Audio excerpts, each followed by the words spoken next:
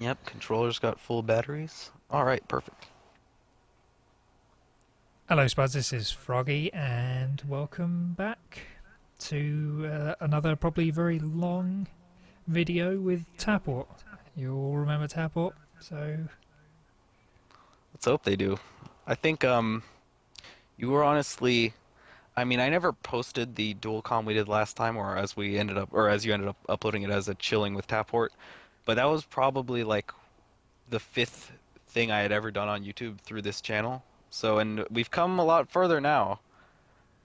yeah, indeed we have. My channel especially has grown. I don't know about yours. I haven't checked the subscriber count, but my I channel has think definitely when grown. we I think when we did our last one, I was probably around 20 subscribers, and as of today, as of last time I checked, I have 90 subscribers. So yeah, I would definitely say I'm things sitting have around a gone comfortable up. 77 at the moment. So, Yeah, that's nice. It's great to just have people who subscribe. Plus, my subscribers do this weird thing where it's like every time I get on, I lost three, and then I gain three a little bit later. So I'm kind of like balanced out at around, 85 to 90. And I yeah. appreciate that they're unsubscribing if they don't like the content, so I have a more realistic number of who's watching. But at the same time, it kind of hurts because it's like I just got like a tear going down my cheek. Like, why did they go? What was wrong? What I And I, really I, like I wish is people, YouTube should do something. If you choose to unsubscribe, you have to submit a criticism. It would, yeah, you'd get a bunch of criticism that were just like a period or like a space, so that they didn't have to type anything. But it'd be worth a shot. or you could request. Like, would you mind filling out this little form, or like, would you mind typing out a few pointers that That would I be could have nice. done Or better? even if the YouTube channel that wasn't an option that they could, so you can't say if Tapport unsubscribes, I can ask him if he fills this out. But if it was I click unsubscribe and then a little thing pops up and says, "Would you like to fill out or would you like to leave a comment on why you're unsubscribing?" And then you could choose to either do that or not. I think most Yes. people probably wouldn't, but the few that would still help because I feel like everything I upload, maybe it'll get a comment from you and someone else, and you're really good about leaving criticism, or not. I don't know why I call it criticism, but you're good about leaving a comment about what was good about the video or not.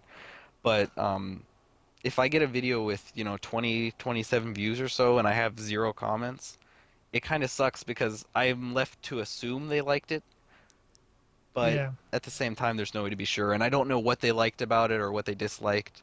And the worst is when you have all those views and no likes or dislikes.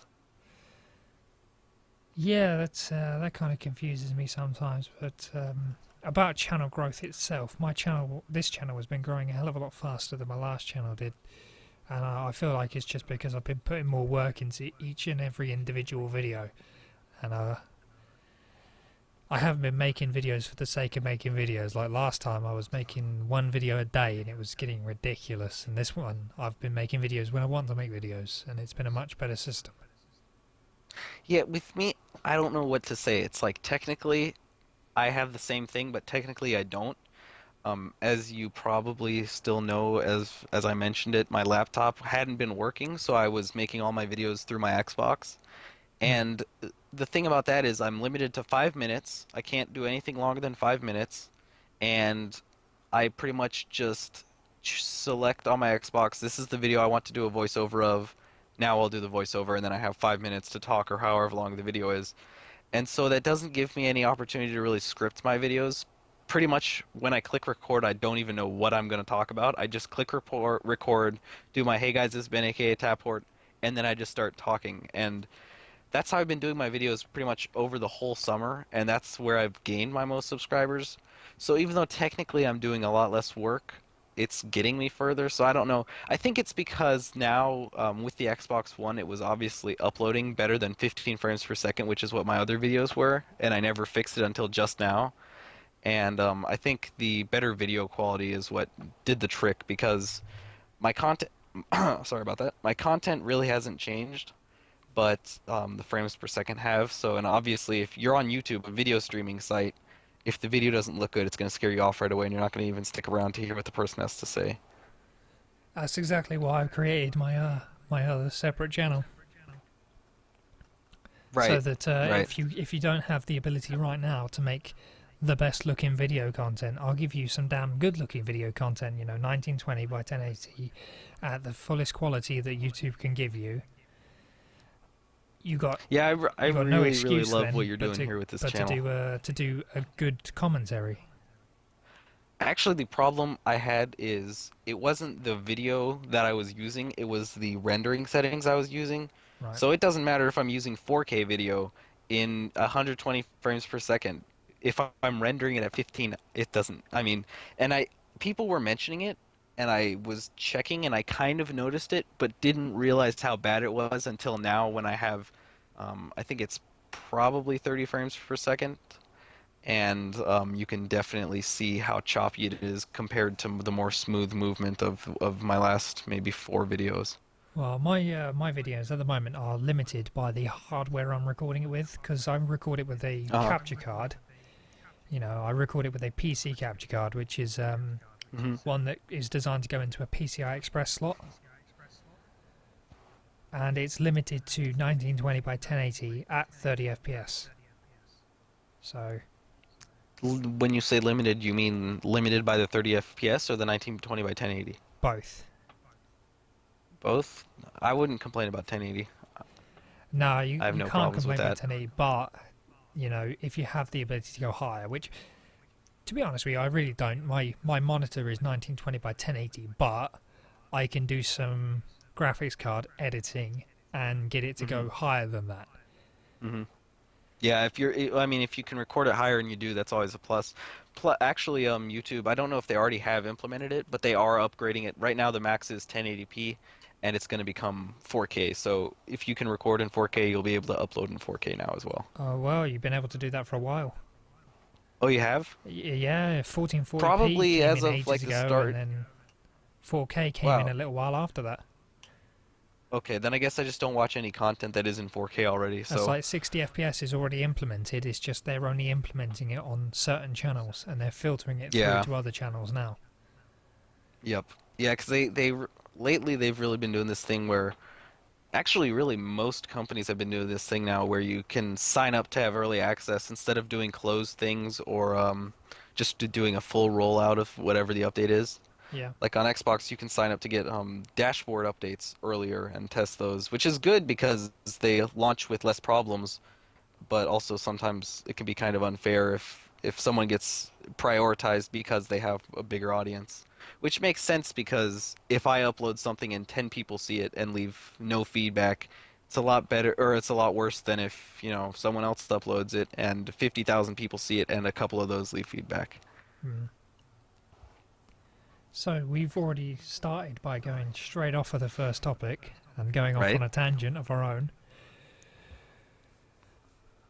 Oh, okay. So, well, the first point we have got is the Dovetail Train Simulator and FSX. This is something that I really wanted to talk about because I've been getting very, very into my simulators lately. Well, not so much since I started university. I've had very little time to play simulators, but certainly towards the end of the summer, I got really into FSX and Euro Truck Simulator 2. But the thing that caught my eye was Dovetail purchasing up Train Simulator and Microsoft's Flight Simulator. Microsoft Flight Simulator was the more surprising one So, because I didn't think that Microsoft would ever give that away. yeah, that's actually that's a big surprise that a company would sell down to a smaller company. Especially a company like Microsoft. Yeah, that's really surprising, but I mean,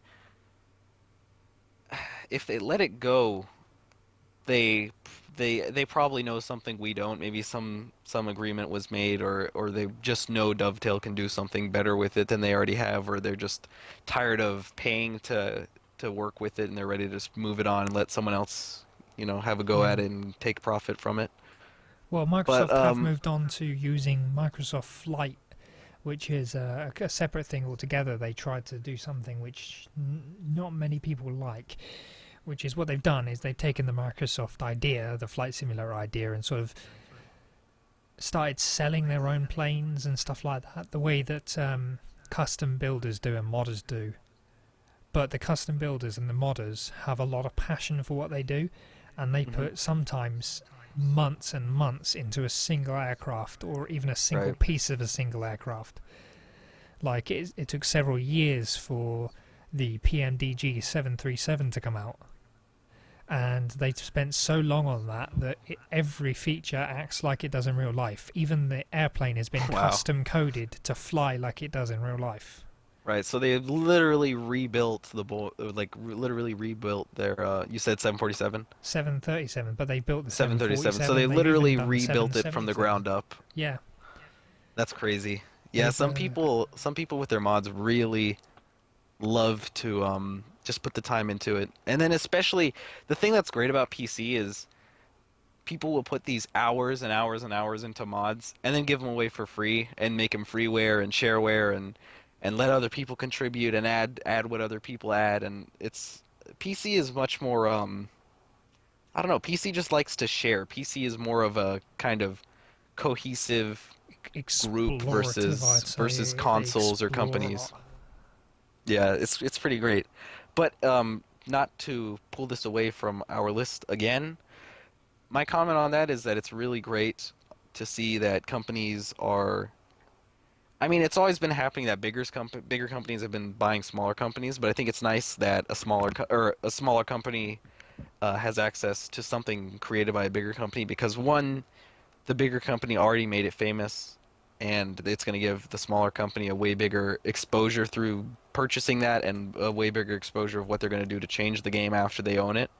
There is And something I'm worried about though, because they are now known for the train simulator line. I'm just worried that they might pull it into what the train simulator line is, which is a release every year, which is a problem. really, people buy a new train simulator game every year? Yeah, yeah. How much does it retail?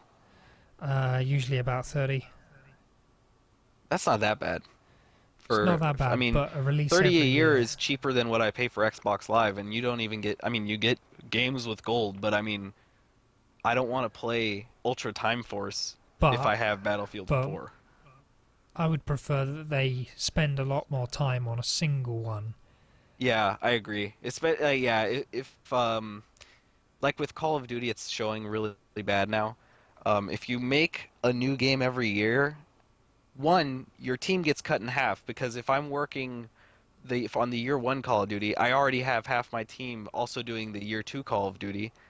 Then, as soon as year one Call of Duty gets like half a year old, the team that worked on that kind of leapfrogs over and starts working on year two and or year three. So the support games are getting, if they're released yearly, is really decreasing, and updates are happening slower, and updates are changing less. And it's crazy how early these games are starting to advertise themselves. I mean, before, let's say it's a yearly game, before your first game is 6 months old, you're already advertising your next game, and it's kind of sad to see that. I mean, it's obviously, I mean, with capitalism, it's always about who makes more money, Hmm. but I kind of prefer that capitalism aspect to kind of be behind the curtain. I want to believe that EA or Activision wants the player to have fun with the game, and I don't want to be able to plainly see that they don't care about the game. They just want to push out the next one to get your $60 again that next year instead of giving back, saying thank you for the $60. Here's the updates so that the game so you get your $60 worth and not saying thanks for the $60. Here you go. We'll give you a little bit of your money's worth. How about those $60 for next year? Yeah, that is something that companies need to work on, though. Keeping things like capitalism and the idea that they just want profit behind the curtains, and a lot of companies struggle to do that. But others are Yeah, able to it's do it without people even noticing. Like, for example, with Tesco's, which is the big retail store over here. yeah. They released this customer loyalty card, and the only thing that they said about it, which was very, very good, and it made it super popular, was look at all the discounts you can get with this. Look at how we can improve our service. Yeah, they just showed them all the benefits. Don't tell you how they get there. Don't tell you why they're getting there. But behind closed doors, what's happening is they're taking every single detail about you. When you shop, where you shop, what you shop for. That's all being saved by that customer loyalty card. This might be a stupid question. Do you guys have Walmart over there? Is that pretty big? No. Okay, that's probably why Walmart has been doing that forever. In fact, there's a story I heard. I can't confirm the Walmart legitimacy, goes but by another name over here. It's called Asda. And it is wow. definitely second to Tesco's. Yeah, Tesco, I actually, for the longest time, just from the name of it, I thought it was like an internet provider over there. But just recently I found out it was actually a grocery store. But it does sound like it's like some sort of like a software company or something. But anyway, um, Walmart has been doing that exact same thing for the longest time over here in the US. And there's a story I heard, and I can't confirm if it's true, but it sounds very, very believable, and I've heard it in the exact, I mean, lots of times when there's like an urban legend, it gets changed a little bit and you hear different variations, but this one stayed exactly the same. There was a guy who had a daughter, and all of a sudden he starts getting a bunch of mail addressed to her about like baby food and baby care products. And then he goes to Walmart and tells them to stop sending him all that stuff because his daughter is only whatever 14 or 15 or whatever she was. And then 3 months later, he goes back to Walmart and apologizes because Walmart, through all their algorithms, could see that she's starting to buy more things that someone who's pregnant would be buying and started sending her coupons for baby supplies. So before her dad even knew, Walmart could tell she was pregnant and was sending her That things story is true. that would apply to her. That's so crazy. It's kind of, I mean, with stuff like Google and Facebook and all this, like Facebook knows every site you ever go to. I don't care that they know that, and I kind of like that it makes the internet kind of wrap around me and I don't have to do all the searching. But it's kind of scary just to know how little privacy you really have. I mean, Yeah. you think you're going to the store and I don't know, you think you're going to the store and buying a little bit of baby formula, but then behind the curtain you're actually telling Walmart you have a kid. And I mean, Walmart, I mean, you buy baby clothes. Walmart knows what gender your kid is. Walmart knows how many kids you have. Walmart knows what age your kid is based on the size of clothes you're buying and what formula. I mean, you're just giving these companies everything. And now Walmart knows they have a potential customer even. I'm not sure, I'm sure that's not, I mean, really something they would admit or something they actually even take note of. But in the long Along those run, lines, yeah, I received a letter a few weeks ago from it's kind of like a pharmacy over here, oh, right, okay. and they sent me a letter, and this letter read, "Dear Mrs. Stuart White." Don't know why I just told the internet my last name, but there we go. It said, "Dear Mrs. Stuart White, You're now gonna that you are regret reading 60 this when years you get all old," famous. How old? it says, "now that you are 60 years of age," 60? Six yep, zero? 60, Okay. "you can now get free eye tests done." Uh-huh. So I'm probably going to bleep out where I said my last name, and Oh, bleep well, I'll out the still know. part where I said my last name. You better hope your channel doesn't get bigger than mine, because I'm gonna blackmail you. Ooh. Well, people will find it out anyway. It's just Yeah, why it's make it like, easy for them? yeah, it's like, oh, okay, he uploads YouTube video, we have his IP address, we know his social, oh, actually, I don't know if they have social security really over there, but National his, insurance. we know his mother's maiden name, we know where he lives, we have all his bank account information. All right, let's dox him. Let's put this all in a Google document and then send it out to the rest of the world. So, well done. You know, you got information that anyone else in the world can get hold of. Yep, simple Google search, and then there you go. Yeah. But anyway, there's going to be a lot of bleeps right there, or something, right? Something along that line. I'm Just probably say, going to use the sound of a rooster to cover it up. right? Okay, cool. Yeah, because it's getting darker now, so he's actually getting closer to the chicken coop. So, that might be something that's gonna happen a little bit more. If it gets too bad, I'm gonna put the mic away real quick and then run outside and kind of chase him off. Um, and now I lost my train of thought. I was gonna add one more thing, but oh yeah, I was gonna say you should say your name one more time, just so it's just gonna be beep, beep, and then we keep talking. Okay, so we're just going to keep talking. So after I received that letter, I then sent my own letter to them. and I got a response from it, and it said, "We apologised. We purchased some information from a company that Wow. collect information from the internet. Mm-hmm. They sent us your address and your age. Because I don't use real information on the internet, the only thing they Uh-huh. managed to do was get hold of my address because it's linked to my IP address. Right. So they received my address, they found out my last name, and they thought they had found out my age, Yeah, but that's. they got I'm it surprised they admitted that. incredibly I'm wrong. surprised they didn't just kind of like explain it away, like, "Oh, sorry, we were trying to send this to the other Mr. White, and we were trying to send this to the other Mr. Beep, and I guess you're just not the right one. Sorry, we'll remove you from the mailing list, and hope you have a good day, sir." Yeah, well, they just went. They said, "Mr. Beep, we're sorry. We purchased this information from a company, but because it's completely legal for them to collect information as long as they tell you they're collecting it. And whenever you're on the internet and you see that little thing pop up, oh, we save cookies to this site. Yeah, right. They're perfectly legal to save all that information." Yep.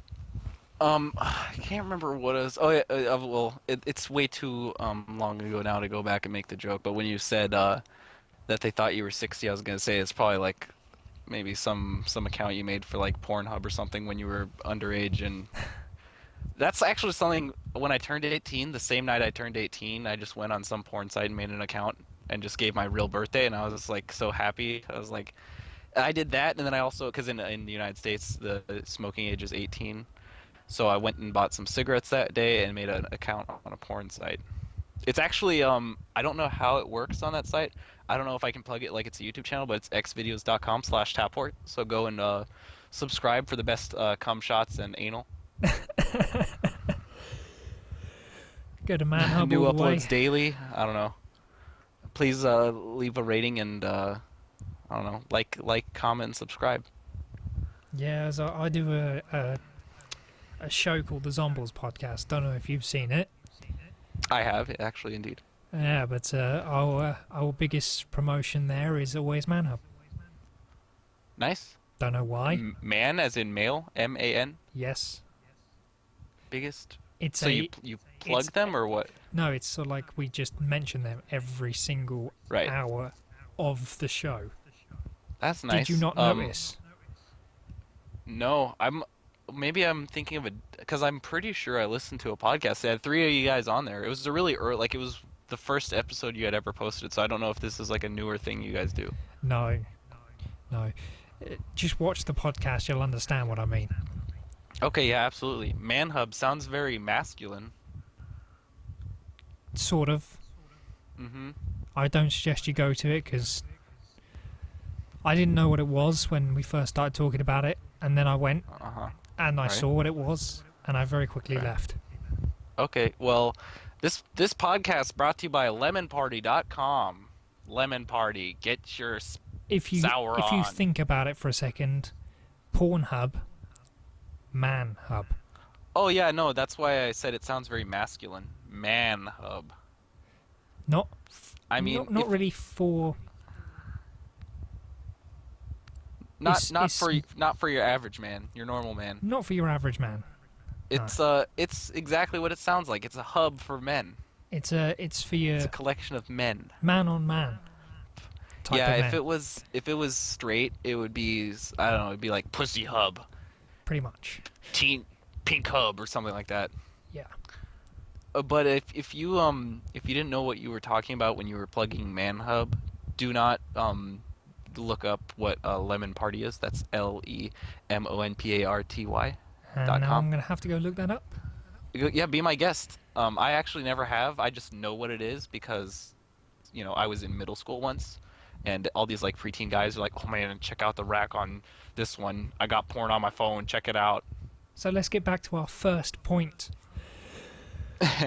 which was my fears of FSX going to dovetail. One of the other points I wanted to make was I think it's really good that they're going to upgrade it to 64-bit, which is What something is that they needed to FSX? do. FSX is Flight Simulator 10. Oh, okay, all right. Yeah, so But one of the other things I'm really worried about is that they're going to push out all of the mods that have been made for it. That would hurt. Is it already out or is it the first one they're going to make? The first one that they're going to make, they can't sort of Okay. change the one that's already there. Okay, all right. So they just have the right to make more now. They can't change what's already been done. They can try, but they'll fail. Because it's old title. Microsoft Flight Simulator 10 was 2006. Oh, okay, yeah. This So there's like no bother in going there, back. There was no Steam around when it was made. Right.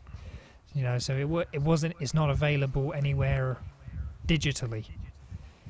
You can only find discs of it. Oh, so really you have a used copy of it, or did you buy a new No, copy I bought somehow? it new when it was new. Oh, wow. That's pretty interesting, yeah. But I had it lying around for ages because I had no way to play it because you can't play it with a mouse and keyboard. It's just too difficult. Well, yeah, I doubt there were many really high-tech flight simulators back then. So yeah, I've never played it, but I have seen people playing it. And yeah, he had like his little joystick out and was flying like some prop plane, I think. Yeah, I definitely needed a joystick for it, which I've got now, so I've been playing quite a bit of it. Yeah. Those I mean, I don't have the I'm much more of like kind of a Twitch player. I can't I mean, I enjoy playing some games that aren't shooters, but it's really rare for me to find one that really holds me. Like, I mean, BioShock is one, Fallout isn't one. Did you play Brothers: A Tale of Two Sons? That is that actually no, I don't. I'm thinking of I think it's called like Max and the Curse of Brotherhood. It's for the Xbox One, but no, I did not. I don't think. What is it? Is it an Xbox I game? won't tell you too much about it. It's a really really good game. You should definitely look it up and try and get a copy of it. All right. It's really really good. Let's just say What is it? It's a it's like an there's no combat in it. It sounds really familiar. Brothers: A Tale of Two Sons. It's about two brothers going on a journey. I must have read about it in Game Informer or something, because I do definitely recognize the name of that title. So, Micro Yang or MoSoft? Oh, really? You like that? I don't know if I was the first one to say it, but I'm glad you like that. I did get it from you. It sounds good, right? Yes. I think MoSoft sounds better though than Micro Yang. So which one? Micro Yang sounds like some I don't know, some Japanese or I'm sorry, Chinese company that makes I don't know, sells software or sells hardware to Sony or something. Kind of does, doesn't it? It does, right? Micro Yang. Anyway, yeah, I already know what you're going to ask, and I think I'm really excited to see what happens. I never ended up doing it because I was gonna do a video. Actually, I think I did do a video talking about this, but I never did the video showing the clip I was trying to show in it. The chief of Xbox said that he specifically said they're not taking it away from any platforms. He says they're going to mold it around what the community wants, and I don't understand exactly what that means because I would say that's what any game does. Mm. So I'm not worried and I'm not skeptical, but I'm just more kind of interested to see where it's going to go. I think Microsoft is smart enough not to screw it up, and I don't think that there's any need to worry about that happening. I don't. I'm on the other side. I don't think Microsoft are smart enough to screw it up because they definitely are. They've screwed up their own software for a start. You know, Windows 8 was a terrible, terrible edition. Yeah, I agree. Windows Vista was a terrible edition. Windows 10 just got announced too. It looks like Windows 8.5.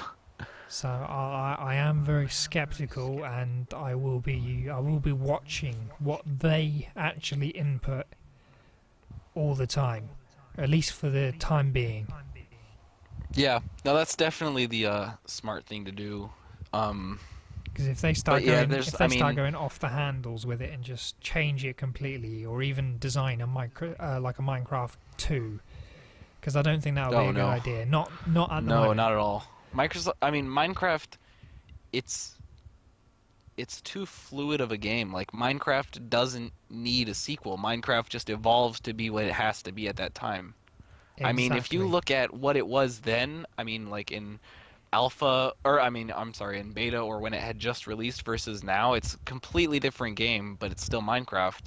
Oh yeah, the alpha was a simple. If you take creative mode and then take all the blocks out apart from like the grass blocks Yeah, right. and Alpha, I don't stone. even think it had like when it first came out, it didn't even have any mobs. Like it was just you one Minecraft dude. It was you playing as Steve running around an In open the world. original, it didn't have water, so you know. Yeah, and the world was unlimitedly generated, right? It was like infinite. Yeah, but you didn't have any hearts. You didn't have run. You just sort of flew around. Yeah. Yeah, it's crazy to think of that and then what we have now where I mean you have But people then like Fire UK people building thought these that giant the beta was kingdoms where and all the mobs came in, but nah, yeah, like mobs and even things like hearts and all stuff like that came in hearts, during the alpha. food, potions, enchanting. You got I mean it's a way different. I mean, you could show someone the beta or even right when it had gotten the full release and then what they have now and you could tell them it's Minecraft 2 and they would have no reason not to believe you. Mm. But yeah, case in point, Minecraft should absolutely not become a game that has a sequel. Minecraft should just evolve Continue to be into fluid. whatever it has to become. Yeah, exactly. It has to be updated and not. It doesn't have to become Minecraft 2. It has to become Minecraft 1.999. Before it becomes Minecraft too. It'll no. If I see Minecraft and then the number 2 under the Minecraft logo or next to it or Nah, even nah, integrated nah. in it, What I or even mean if they use a is, you Roman know, numeral, I'm not buying it. nah. What I mean is like they just continue to update it. You know, you can Right, only go it so needs to far be with dynamic. It Minecraft just 1.999. You know, you're eventually going to have to go with Minecraft 2, but it's not Minecraft 2 another game. It's Minecraft 2 the update. right, okay, yeah. Or you could just do instead of Minecraft it would be Minecraft 1.999 and then it was Minecraft 1.2.0. As long as they I mean even if they call it Minecraft 2, as long as it's not like as long as I just need to download an update and not re-download Minecraft, even though I never have downloaded Minecraft except on my Xbox, um I'll be happy with it as long as it doesn't become something Well, Minecraft isn't. that's a Minecraft good point to go on. at So its you have base you is a simple game. I've played Minecraft on the 360, and there was a lot of problems I ran into, like joining people's servers for one. Just wasn't enough space Yeah. on the bandwidth on the RAM to cope with Ex multiplayer servers. Yeah, and you would end up with huge desyncs where if like the host runs through a door, he'll maybe freeze in front of the door and then like a minute like everything he does will be a minute behind what actually happens. So if he attacks you, you'll never even know you've been attacked until like a minute later you have a chest open and all of a sudden you just die instantly. And in my kind of Minecraft review I did on the Xbox One, the Xbox One version, at first I thought it kind of had some connection problems, but now I don't have them at all. Actually, I've had less problems than my brother has, who is hosting the world we're playing on. He has actually had problems where he froze in midair and just had to wait a few minutes before he could actually continue to fall. But there's never been any desync where he'll run through a door and I won't see him run through that door at the exact same time. Or on the Xbox 360 version, sometimes the lag would get so bad if I hit left bumper or left trigger to open a chest, it would take like 2.5 seconds before the chest even opened. And now, even though it's not instant sometimes, it's never more than, I mean, half a second. It's completely fluid. It feels perfect now. Yeah, that's good. You know, that's a good upgrade, especially considering what the PC can sustain. Considering that the Xbox can only maintain a server with 8 people max, yet the PC can maintain a Um, server with over 500 people in some cases. I'm not sure if 8 is the maximum it can handle. I think the reason they do 8 is because um, on the Xbox 360. I don't know about the Xbox One, but on the Xbox 360, you could only have 8 people in an Xbox Live party at once, which is like a little chat room. So there wouldn't really be a point in adding more than 8 people if they wouldn't be able to talk to each other. So I think that's why they did it. I think on the Xbox One you can add But more people it now, could and I barely don't know what it the could barely new handle limit 8. is.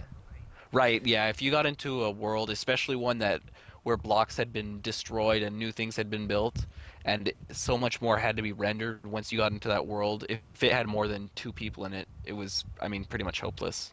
I had 4 people in a server and it was barely playable. You know, you had giant areas of the world where you would run through it, you'd turn around, and they'd be waiting, and they're like, "Well, all I can see is a giant gaping hole to the bottom of the Yeah, universe." right. Yeah, that, I mean, sometimes it was so bad. I mean, you would run and then there would be that giant, I mean, where the map would just slice off and nothing was rendering and you'd sit there and sit there and sit there and sit there and nothing would happen. Meanwhile, the host is invisible because he's over that area where nothing's rendered yet and you can't see him and you can't see anyone else over there in that area. And you open your map and you can see them on there, but you can't see, like, I mean, no trees, no player names. It's just a void. There's nothing past that point. Mm. But now that, I mean, um I think I would be lying if I said I haven't seen any chunks actually load, but they load. I mean, you step on where the block is missing and it appears under your feet, and not only does it appear under your feet, but maybe 50 blocks in front of you has already appeared too. So I don't know if they made the system render better or if they just changed the algorithm of how it renders. Either way, it's, I mean, thousands of percent better than it was before.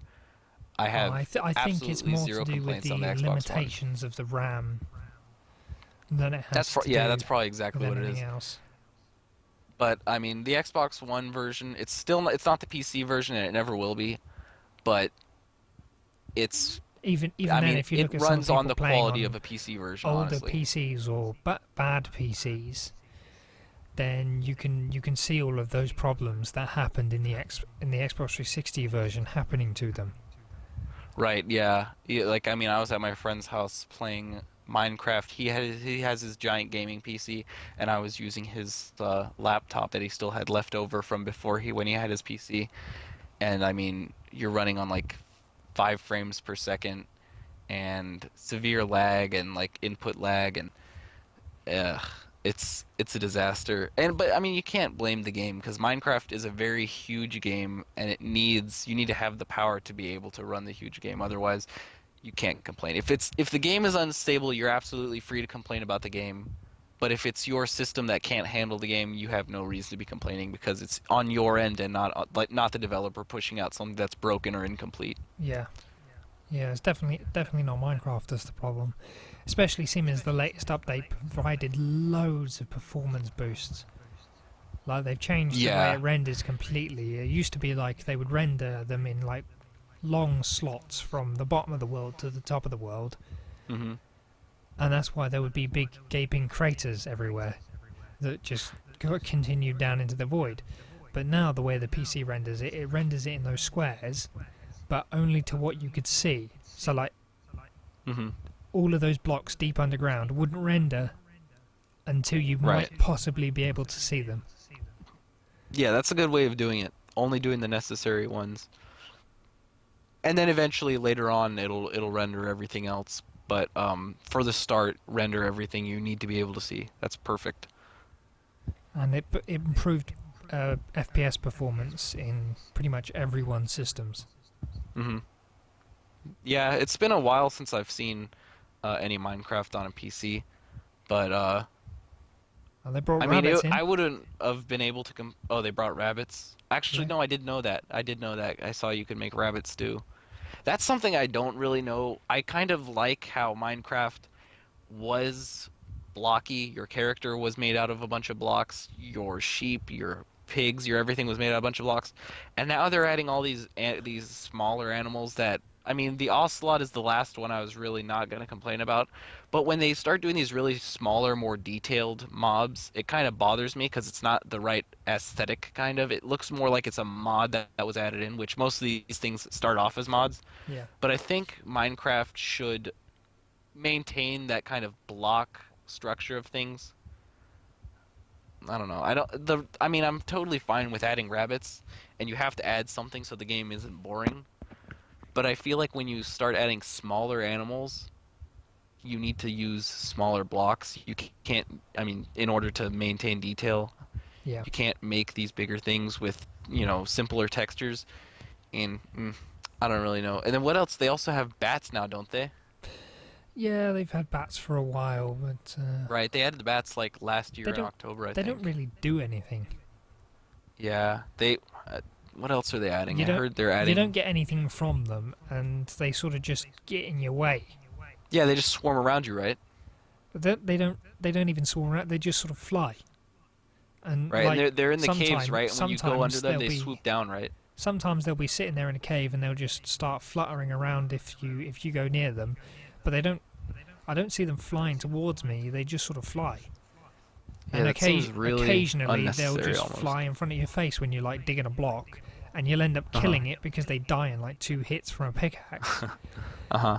You'll kill them, and then you'll have to just start digging the block again. It's like, well, Yeah, I feel bad that because sounds really that thing fun. made the worst noise it could possibly make by dying. It sounded so. Oh no, I know the It's like mobs in Minecraft I make just the killed most it, and heartbreaking it's like sounds. I feel so bad that I've killed this bat. It was just flying. Yeah, the wolves, they do that whimper when you hit them. The ocelots too. Oh man, the only mobs that don't make any sound that is like that hurts your soul is like the skeletons. You hit them, they make like a little rattle. The zombies, they make like a little ah sound.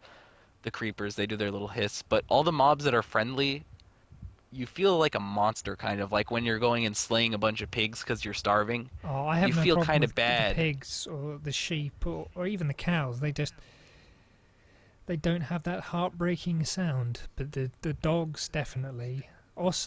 Yeah, Ocelots. the dogs. I've killed The quite a few of those. ocelots. I don't know what you're talking about with their sound. They just As well, I mean, yeah, I'm pretty sure they as far as I've heard, they do make sound when you hit them. they Because I do. It's remember just distinctly one time I walked into my brother's room when he was playing on a server he had on the Xbox 360, I think. Or it might be the Xbox One, but this he had the Minecraft a few days before I got it on the Xbox One, so it might have been Xbox One. But I walk in and I hear these cats screaming, and since we have cats, I was looking for what the sound was, and there he is, like just beating at a bunch of ocelots with a sword for no reason. And it's like, I don't know. I think I gotta keep an eye on him. It sounds like something serial killers do. But ocelots, in my opinion, are make it really because I just love animals, so I can't bear to well, I hear an guess I animal in just have pain. no problem with killing a cat. Oh man, cats, dogs, like see, I mean, I could go right now on Live Leak and watch a video of like someone being beheaded with a knife, and I would not care. Meanwhile, I could go on YouTube and watch a video of a dog being euthanized, and it would ruin my day probably.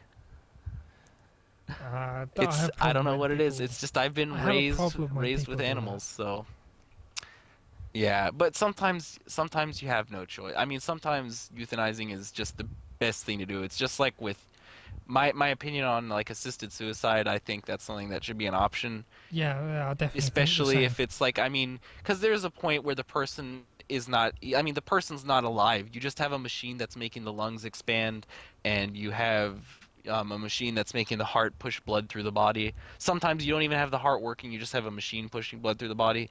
It's like you're just animating a dead person. And at that point, it's not even suicide anymore. It's just you're turning off the machines that make them look like they're still alive. If I was brain dead or in some sort of permanent coma, Hmm. just turn it off. Yeah, right. I want it to turn off. I don't know how I managed to just twist this from being a friendly discussion about Minecraft to a super political discussion about ethics, but I Well, agree it sort of definitely. turned when you started talking about killing cats. Well, Oh, euthanizing that was dogs. probably It me. did start on the ocelots, but um, it definitely made its sharpest turn just now there about euthanizing dogs and how that's sometimes the best option. But yeah, I agree. I know someone Well, who I know a kind lot of of. people that say, "Oh, like I couldn't kill a spider or I couldn't kill a fly or anything like that." Oh no, I got no So problem. if I see a fly outside, yeah, and it comes near me, it's getting probably woofed away by my hand, and I'm gonna get it rid of it. but I'm not going to No, go no, out of my that's way to kill fine. it. Yeah, It's like if I see it, I'm not going to run over to it and stomp on it. it's just But if well, it, you the probably way I wouldn't have see it, much luck that way anyway. if it's in my house, I'll give it a chance to get out. I'll open the window. I'll try and push it towards the window. If it doesn't take the hint, it's getting squished. Yeah, for me it's like that too. It's like I don't know. I'll be up late night and I have like something junk foody because you're a gamer, you have to keep that quota. And then the next morning you wake up and there's ants all over it. You probably don't have that same problem, but here when it's really warm, there's ants everywhere. You can't even leave a cup of water out without it being swarmed by ants. But I got this like bug spray next to my bed. I'll just get up and just and they'll die like on contact. I have no problem with that. It's when it gets to the bigger where I can see blood if it's injured or if it squirms when I have to wring its neck because it was attacked by a cat. True story. Then it becomes more problematic for me because I can feel the life of it. Kind of, it's more of a living being than an ant that you never get to see the ant close up. The But ant still but gets a if I have a chance. chicken in I'll my take it hand, outside. I'll probably flick it away. wow, I would not. I don't even care. I will not give any chances to the ants. If they come in my territory, they're done for.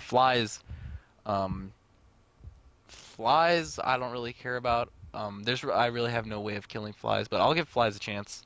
If I can get them, though, It's I'll get them. it's not that I care about it. It's more the fact that it has life, so therefore I give it a chance to keep its life. If it Yep. chooses to challenge me, it will lose. You take it to court. You sentence. I don't know what's some dumb ritual they used to. You burn it on a stake to see if it's really a witch. Nah, nah, You nah. you hang it. You hang it under. You like hang it by its neck and sink it underwater. And if it drowns, it wasn't a witch. And if it's still alive, then yeah, it was a witch, and you have to kill it. Nah, it's more I'll point to the door. I'll even go and open the door. If you choose to stay, you're going to die. Yeah, the door's wide open. You've had 2 minutes. Your time's up. You've had plenty of chances to leave. Now you're dead. Yeah, and flies, even if you don't get them, flies last like they live like what 2 days. So if you got a lone fly, it's gonna disappear and you'll never even remember it anymore after Oh, and after like here that it's one like hour when it's done bothering you. It's like someday you'll find like a little fly corpse on the top of your refrigerator and be like, oh, there, that bastard. for example, like over here, we got a lot of spiders that. Well, there are no deadly spiders within the UK. They can't survive within our climate. Hmm. So every spider you see, it can't kill you. Unless you go to a zoo, of course. There they keep some deadly spiders, Right, right. but they're kept in very specific climates because they can't survive outside of it.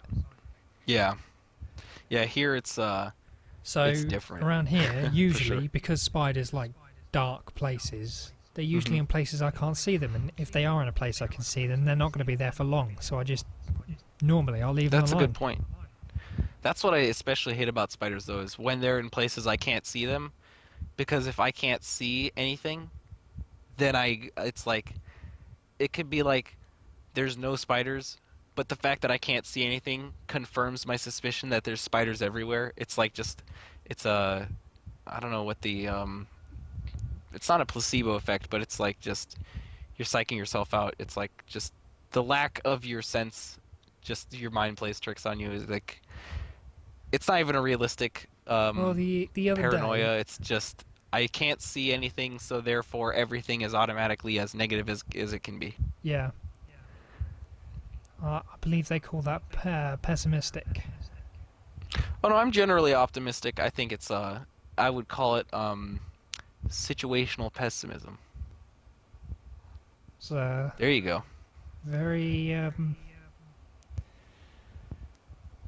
okay. Yep. Hey, you might be able to answer this. Dynamic, I understand. Static, I don't really understand. Static is fixed, like static doesn't change, or static does change. What is it? Static doesn't change. Okay, that's because I always thought static meant it does change, like for example, static IP address. But then the other day I realized static doesn't change, and it was throwing me off. Okay, You can change something to static, but static just means it's the same it's for a long fixed, period like of you time. have to change it yourself, right? Oh, okay. Okay. That makes Or sense. is this like a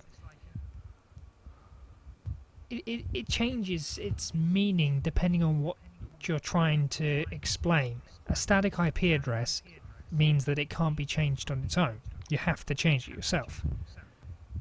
Right. But So a static generally, would you object say means it doesn't have any momentum. That's all it means.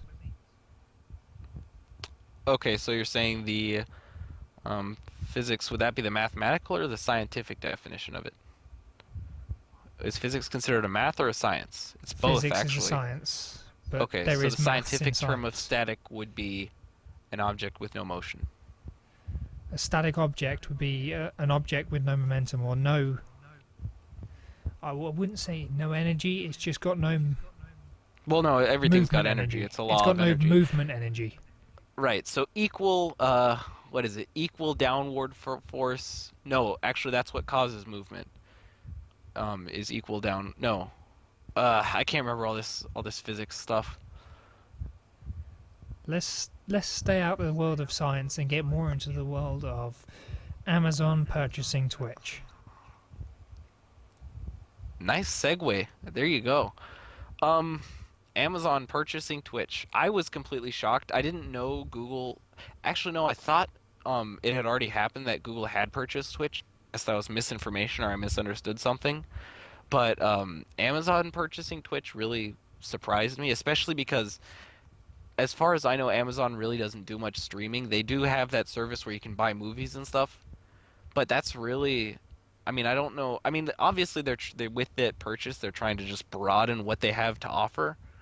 But the first time I heard that Amazon had purchased Twitch, it really surprised me because it just didn't seem like it fit.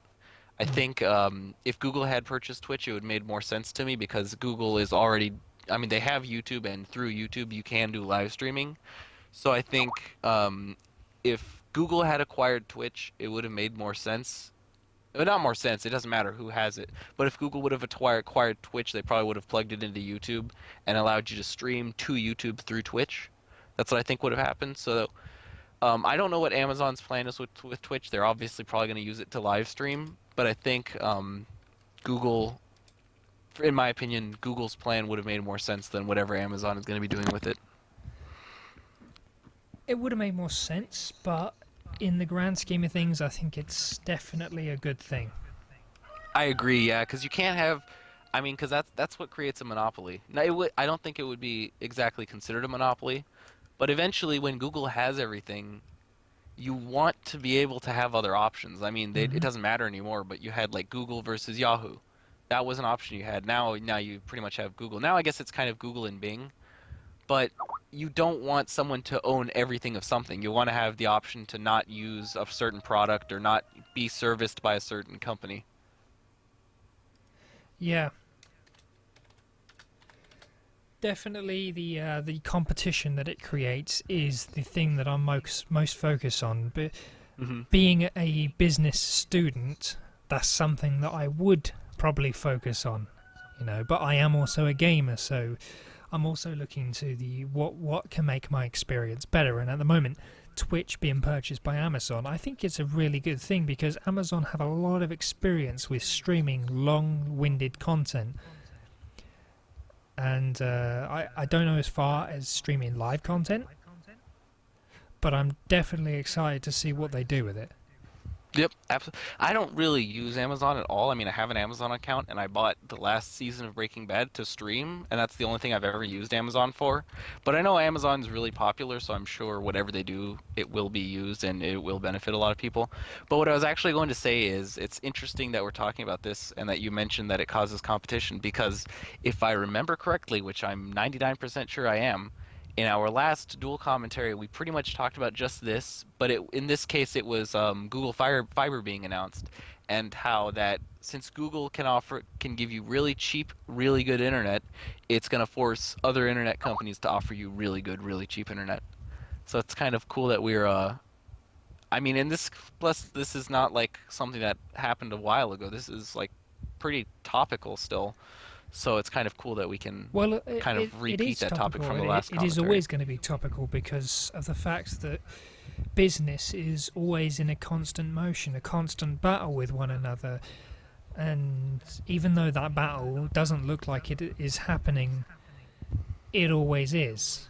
Oh Even yeah, even when you definitely. even when you're seeing long periods of one company dominating the rest, that's just because the rest are biding their time, figuring out how to bring it back with a new, awesome, amazing thing.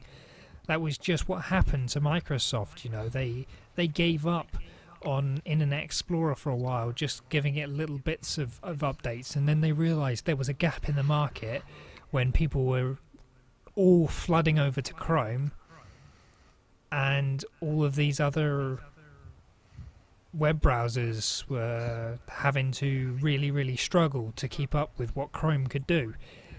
So they gave Internet Explorer a new boost, and with that came the boost to Bing, and Bing is now in the position to compete with Google again. Yeah, absolutely.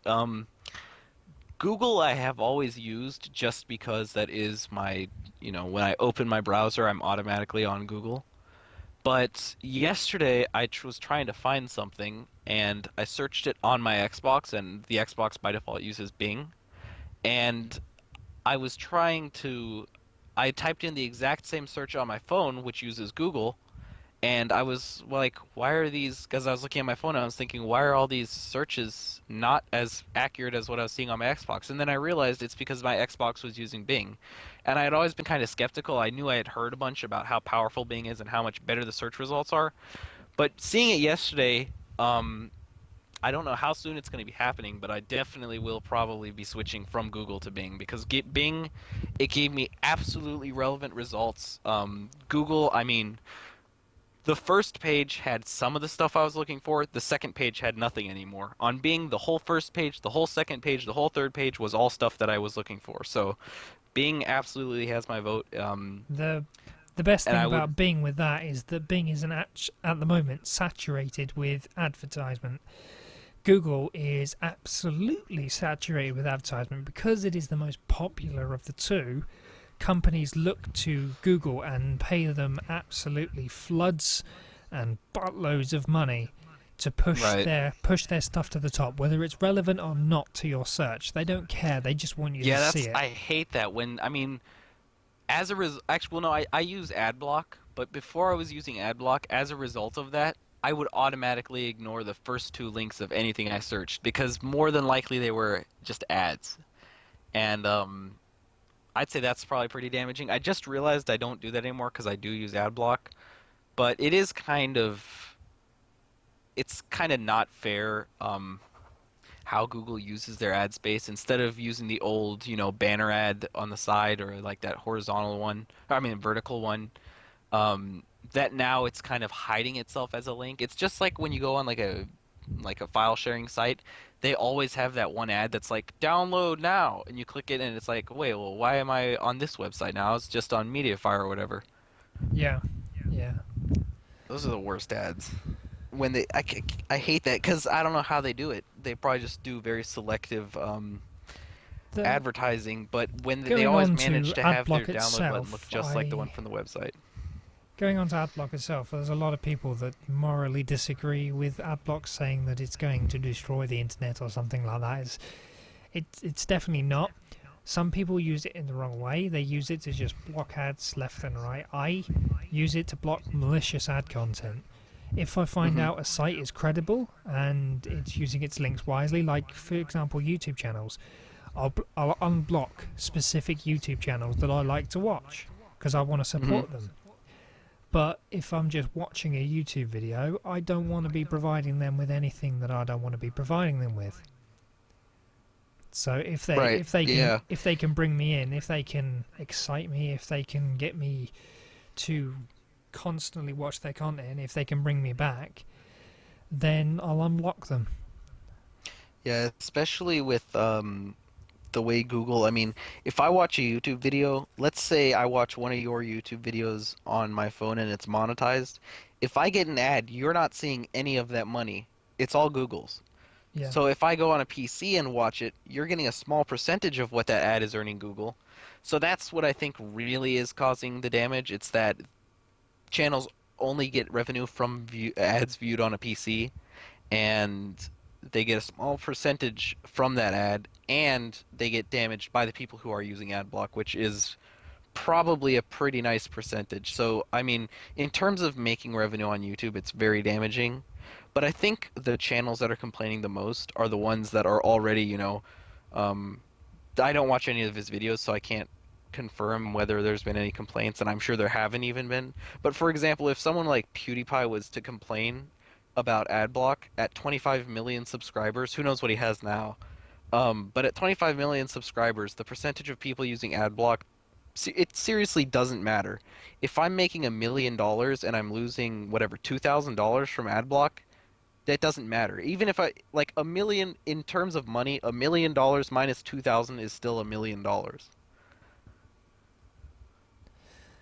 That's very true. And for those people who do use AdBlock, I don't mind anyone using AdBlock on my channel.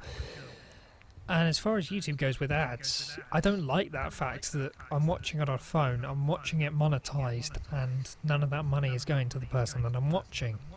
Right. Whether I'm watching, I would never, because I've actually blocked his videos from popping up on my YouTube at all.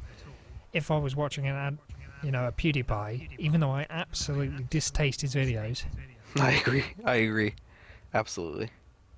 I still would want any money that I watch, even if it's only a percentage of it, to go to him because he's put that effort in.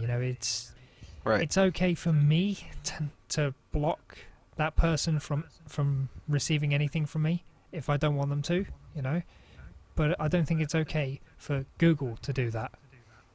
Yeah, It's especially, I mean, to me, it's like employing someone and then saying, okay, I'm only paying half of what I receive. well, that's almost what happens with taxes. But Well, I mean, it's like looking at you and going, okay, well, you've done, you've made 50 boxes, but because these boxes are going to Africa, I'm not going to pay you for those boxes. I'm only going to pay you for the 20 that are going to America. right. Yeah, it's exactly what it's like. And it's a shame that I mean, I doubt it's possible to find the exact percentage. Well, I'm sure you can find it in a contract, but I don't think that's like information that someone who isn't contracted with YouTube can very easily find. I'm sure that someone you could easily find it, but it's not information that is very widely available. The percentage, I mean, let's say Google makes $1 off you watching an ad on a PC. That person, I mean, if they're lucky, probably makes 5 cents off you watching that ad. It's probably more like 1 cent for every dollar Google makes.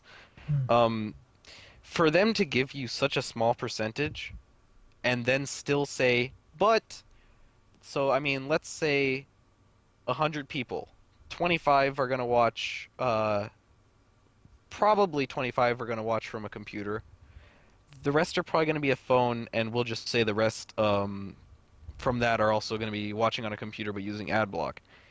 If I'm only getting paid 25% for all the ads that my channel gives to Google, then I should be earning more than 5 cents or whatever. I mean, I should be earning a bigger percentage from that small percentage I'm getting. If Google is making $1,000, it's not fair that I'm getting $5 if Google has so much extra to still give away. And I mean, Google needs the money. I mean, well, they don't need the money, but obviously the way the system, air quotes here, the system works, they're always going to be making more money. Dead Kennedys have a lyric. It's you work to get rich, but your boss gets richer off you. And unfortunately, that's the way the system works. But I think like in cases of companies like Google where they make this much money, there's no reason for them still to be squeezing every last drop that they can still get without, they're still ripping you off, but squeezing every last drop without you saying, "Now wait a minute, I'm getting ripped off. I'm not doing part of this deal." Not only that, if you're not directly partnered with Google, I'm sorry, I'm going on this huge tangent, but if let's say I was to get partnered, more likely than not, I'm not getting partnered directly with Google. I'm getting partnered with Machinima or whatever, who's partnered with Google. So not only is Google taking their percentage, Machinima's taking their percentage too.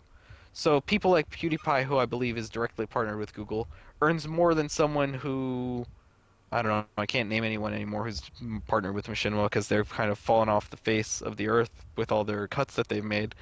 But Yeah, they made a huge number of cuts, and people just sort of yeah, decided, they you know they what, these other changed all their people are contracts offering and better fired offers. everyone. So yeah, And then there's not only that, they fired everyone, changed all their contracts, and everyone else. I mean, like IGN was like, okay, that's fine, you guys. You guys can rip off your producers.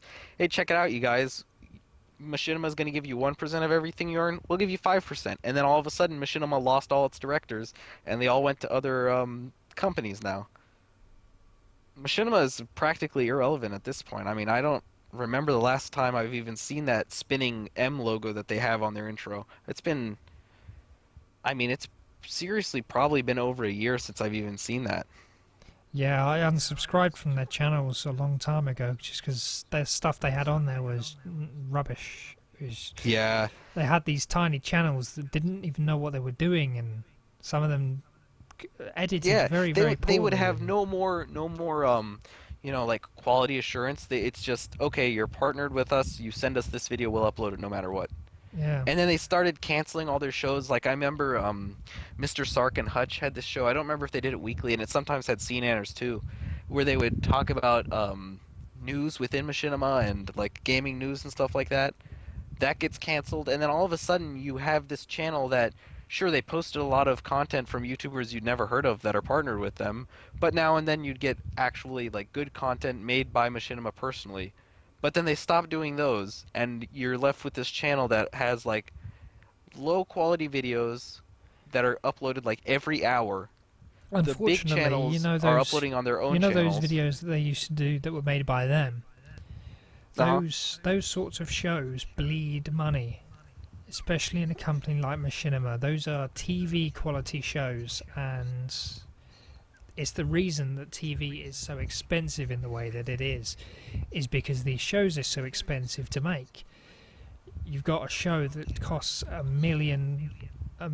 a million plus every month, and they've got to make a million, otherwise they don't go on. Right. I was actually speaking not in terms of revenue for the company. I was speaking in terms of entertainment for the viewer. That after Machinima stops making that series, and all you have is videos of, you know, whatever, a Well, few tips in Black Ops by Mr. it No wasn't Nobody. it wasn't a sort of it wasn't a decision that they would have made lightly. Oh no, yeah, I doubt that too. And then Yeah. they also I think Hutch actually ended up leaving himself, and lots of their directors left before they even started making all the cuts. I don't know exactly what got the ball rolling, but all of a sudden everything was going downhill slowly. I think that the ball started to roll downhill when Hutch left. Right, yeah, because he was really the face of Machinima for the longest time. Um, him and Mr. Sark, I would Hutch, say, Sark, were and the Nanas were the big names of Machinima. yeah, and now they're all gone. I mean, um, Nanas does his own thing. Hutch does his own thing. I think pretty much all of them are just partnered through YouTube now. So I mean, Sark, I think he's either still with them or he's gone on to another company. I think Mr. Sark is IGN now. I'm not 100%, but I think he is IGN. I've subscribed to IGN. I haven't seen him. Does IGN upload content from their producers? I don't know. Directors, I'm sorry. Because I think I mean, as far as I've seen, IGN is more like they upload game reviews and stuff like that on their YouTube channel. Yeah, I think IGN, when IGN it feels partners like someone, it feels more like a news channel right? than it does anything. Yeah, I don't know. I think really when they partner someone, all they do is just uh, use their ads or use ads that they are being sold or yeah, use ad space they're being sold. So um, if I get partnered by IGN, it doesn't mean IGN uploads my content. It just means IGN makes money through me. It doesn't really matter that I have any connection with IGN. It wouldn't. I mean, technically, I don't even really. Because it's Well, not like I work for them, it's it's the just they're same. making money through me It now. was the same with the other companies as well. Machinima, most of their they had apparently two levels of partnership. You had partners and directors. Directors were able to Right. upload to Machinima, but partners just they just were partnered. Yeah, and those were like the nobodies. Those were like the people you would go and see the machinima intro, be like, oh wow, that's a surprise. Those are the people you never heard of. Yeah. Well, until Machinima started to die. Right, and then those were the only people left because those were the people who um, snatched up the first contract that got offered to them. The directors are the ones who made good content that Machinima wanted, and the producers are the ones who made good content but were too desperate for a contract that they didn't wait it out. Talking of improvements, you were talking about improving your gaming with a new PC. So you want to Right. talk So about that? this is actually in the video I uploaded today. I mentioned I have a surprise. So everyone who hears this right now from your channel, this is top insider information. So keep it on the down low. I have not told anyone on my channel yet, so you're getting the scoop. But This yeah, probably I won't be am uploaded going. for another 2, maybe 3 weeks. Oh, that's a shame. I can't wait to watch it though. I've got a But huge amount of backed up content, so I've got to sort through it. yeah, I probably will have it by then though. I hope. I really hope because I'm so tired of having to turn my laptop off for an hour before I start to render a video so that it doesn't turn off in the middle of rendering and just overheat. But anyway, yeah, I wish I could give you the specs, but I really don't know any of them. All I know is it's pretty good PC. It's like $500 and everything's good about it. It's coming with Windows 7 and the only downside is that the processor isn't that great. I wish I was one of those guys who could say like, yeah, and it's coming in with a TI-80 blah blah blah and 7 megahertz blah blah blah and 4 gigabytes of RAM, but I can't even tell you how many gigabytes of RAM it Well, has because my brother's with pretty much completely in charge of selecting it. with PCs, as far as they're concerned, 500 is about a lowest level you can go with a gaming PC. Well, I'm not. I don't think I'm more intending mine for making music and editing videos and doing higher quality stuff in terms of editing and quality, production quality. Yeah. I don't think I'm really going to be using it for gaming that much. I think if it can run something like PlanetSide, even if it's not that great, I'll still probably use it to play a little bit, or Team Fortress probably. Oh, But mine's I primarily don't for think. gaming, and the biggest problem I had for a long time was that the processor wasn't powerful enough to keep up with the graphics card. Hmm. So I could play things like Battlefield and all that with their settings on low, but that wasn't because of the graphics card. The graphics card is the GTX 670. You know, it's sort of the one down from the best card, the best single Hmm. GPU you could get on the 600 series platform. So it's not a bad graphics card. It was just the CPU couldn't keep up with the amount of players that were on the server. Hmm. And since I got the upgrade to the 8 core, the FX8350, I have been playing so many games that I couldn't before. I've been playing Battlefield 4 quite a bit, and Hmm. I've even been going back to Borderlands 2, turning that up to max settings, and been able to play that. And it's a surprisingly demanding game, but it's really fun. Yeah, Borderlands is. Yeah, even on the 360, it was having some trouble because it is so huge. Have you, this is probably too recent, but have you played Battlefield at all in the last like 2 days? Oh, you mean the Battlefield 2.0 update? The fall patch, right? Yeah, no, I haven't played the full update patch. Okay. Um, have you played enough Battlefield before to be able to really, are you going to be able to feel the difference, or have you not played enough to be able to just be affected by the patch? I don't think I've played enough to be affected by the patch. I've barely Okay. gotten out the first like sort of generation of weapons that you can get Hmm. out of each of the types The of kits. kits. Yeah, that's the one. Right. Okay. Well then, let me just say real quick. I don't know how many of your fans are Battlefielders at all. The patch feels really smooth. I don't know what's up with my throat today. The patch feels really smooth. They increased movement speed. It feels a lot more like Battlefield 3 now. Network has greatly improved, and kill time was like all the damage models were changed, except for the bolt action snipers and the DMRs, I believe, and the shotguns. Um, so now it takes one bullet more to kill, and you don't really feel it because the connection's way better. Um, but now and then I will find myself stop shooting before the person's dead, and then I have to correct myself or die. So overall, I really love the patch. It's got maybe 9 out of 10 for me. The game isn't perfect yet, but it's really, I mean, if the game launched like this, it would still have way more players and it would have been way better received. But for now, I think it's really good, and they just have a few more baby steps to do before the game is absolutely perfect. In my opinion, there's always going to be people who disagree because that's how opinions work. But for now, I'm really satisfied, and I know that if anyone listening is not a Battlefielder or doesn't care at all about the series, this is just a bunch of gibberish. But if you do care about the series and you have been playing since it's come out, or even, I mean, at all before October, you will be able to appreciate what's happened, especially if you play it now after the patch and experience it for yourself. Thank you for your time. Talking of interesting updates, Family Guy versus The Simpsons. Seen All all of right. these different trailers everywhere, all these different like sneak peek videos, and finally I got down to watching it, and it was definitely not what it was hyped up to be. Even the people who have watched it have been saying, "Oh, it's so good. Oh, it's brilliant." It's like, no, it's really not. It's sort of mediocre at best. Yeah, the people who are telling you, I mean, well, I mean, I'm going to be completely biased this whole conversation. I have watched The Simpsons plenty of times, and I have watched Family Guy plenty of times. I have not seen them combined as of recently, as that is now. Um, but I think the people who are saying it's good are probably the Simpsons fans or the Family Guy fans. I don't think anyone who has an open mind and has watched just that episode or watched that episode and isolated it from this, like how much you love the shows individually. I think they're saying it's good because it has the Family Guy character or because it has the Simpsons character.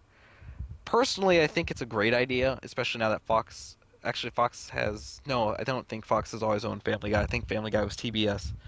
If TBS isn't owned by Fox, but I think it is a great idea to kind of collaborate, and it helps spread the viewers across the two shows, even though I mean, the shows aren't extremely similar, but if you've seen one, you've probably seen the other. Hopefully, I mean, I hope more people have seen Simpsons than Family Guy.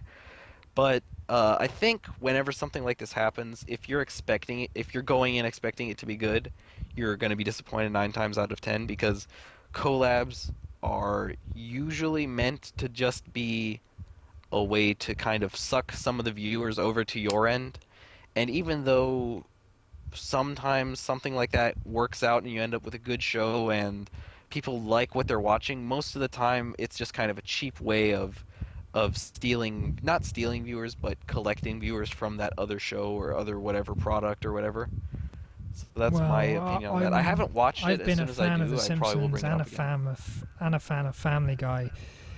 As far as both of them go together, they didn't fit it. As it was definitely a one-time thing, and they made a note to make sure that you knew that it was just a one-time thing, and this is Uh-huh. most likely never going to happen again. And I hope it doesn't, because if it does, and they sort of intermix with each other all the time, I think that it's going to be a very terrible idea, and the series are just going to blend together in a very bad way.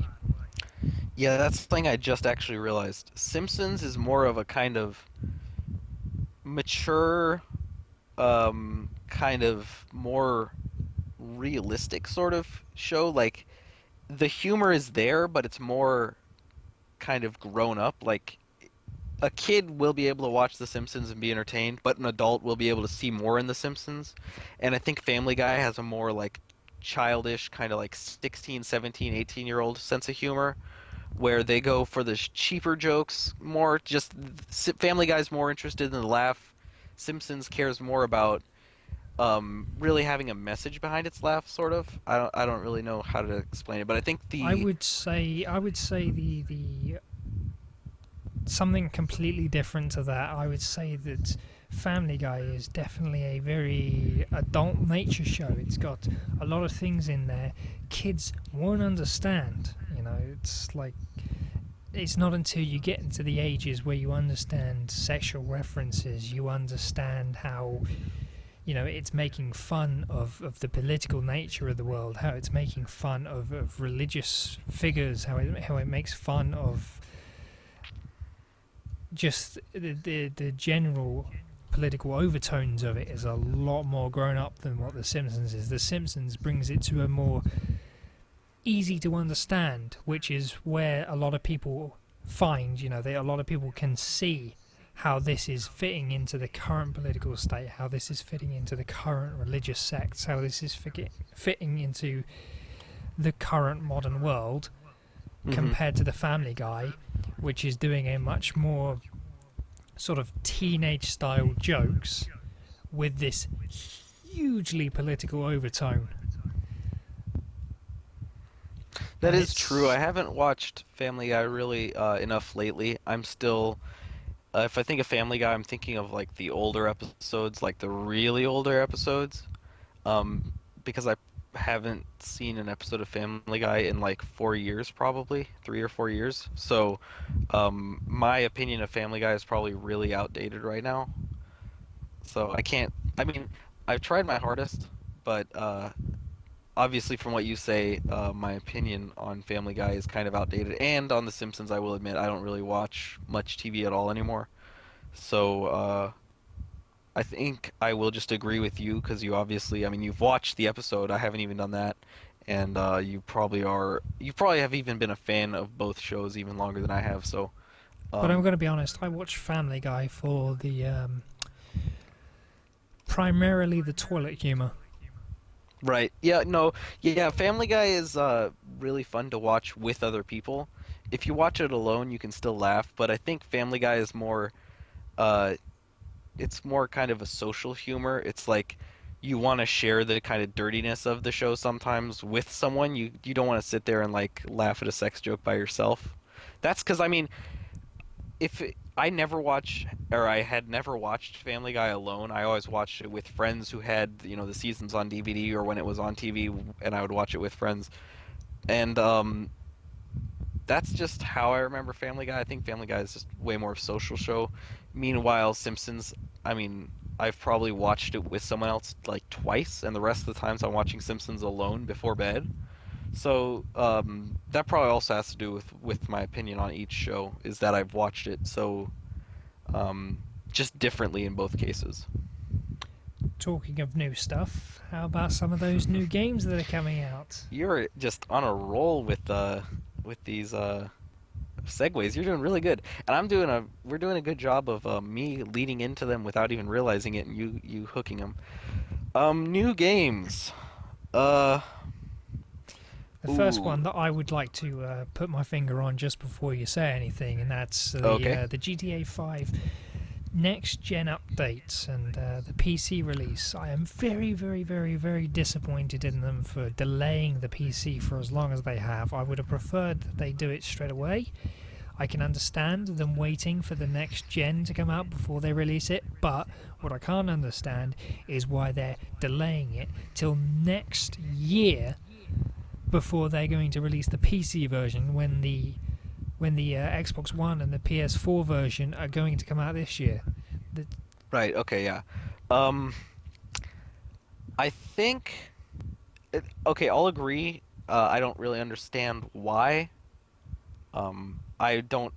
I'm gonna buy the Xbox One version. I was like so close to buying the 360 version a couple of times, but now since the Xbox One version is coming out real soon, I'm just gonna grab that instead. But yeah, it is kind of surprising that it's gonna be held so long on the PC. But I think it might have a lot to do with the fact that maybe GTA 5 was created for consoles and they don't want to give PCs something that is just subpar. Like, they don't want to give something to the PC that's limited by what it was meant to be with the console.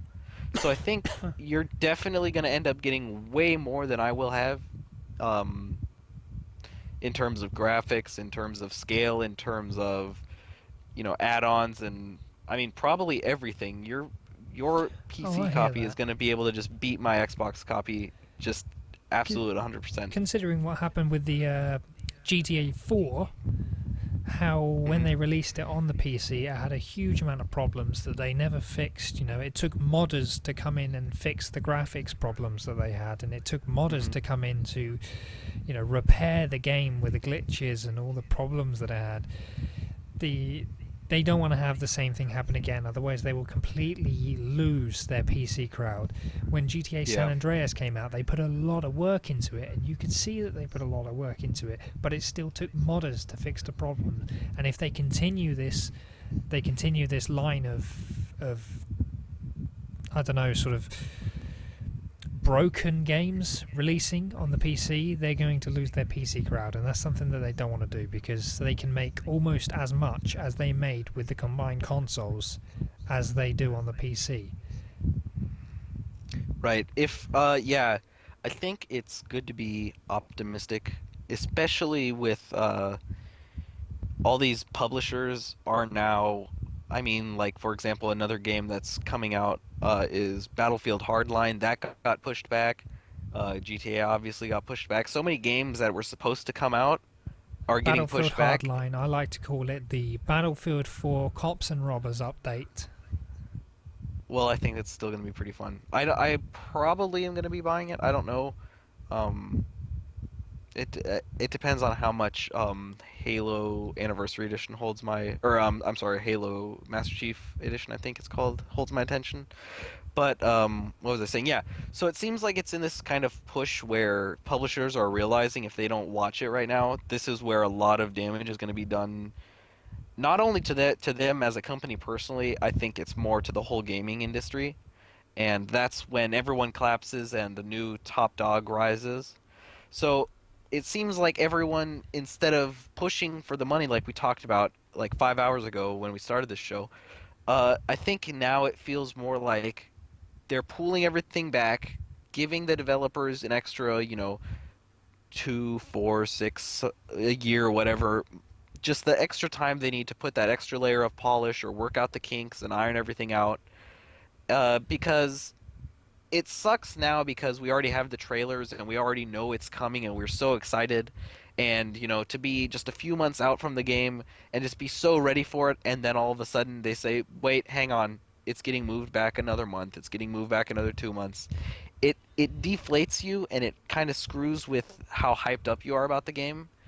But I think even if, my hype level is 10 for GTA 5 on the PC, and it gets pulled back and my hype level goes down to like whatever, a 6 or a 7, after it comes out, if I'm not still or if I'm not already up at a 10 again, when I see the great graphics, when I see the lack of problems, when I see everyone's having a good time on the PC version of it, I'm going to go back up to a 10, maybe even a 12, maybe a 20, because now I'm going to know if I give them my $60, I'm going to have a full game, I'm not going to have any problems.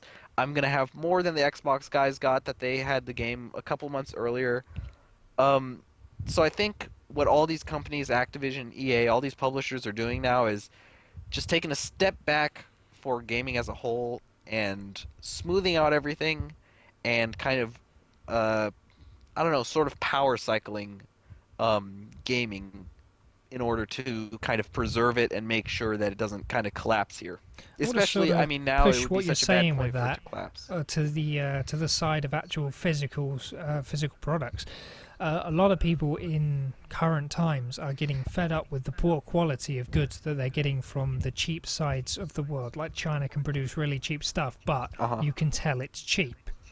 Right. Like what you get doesn't last as long, or it doesn't do what it was supposed to do properly.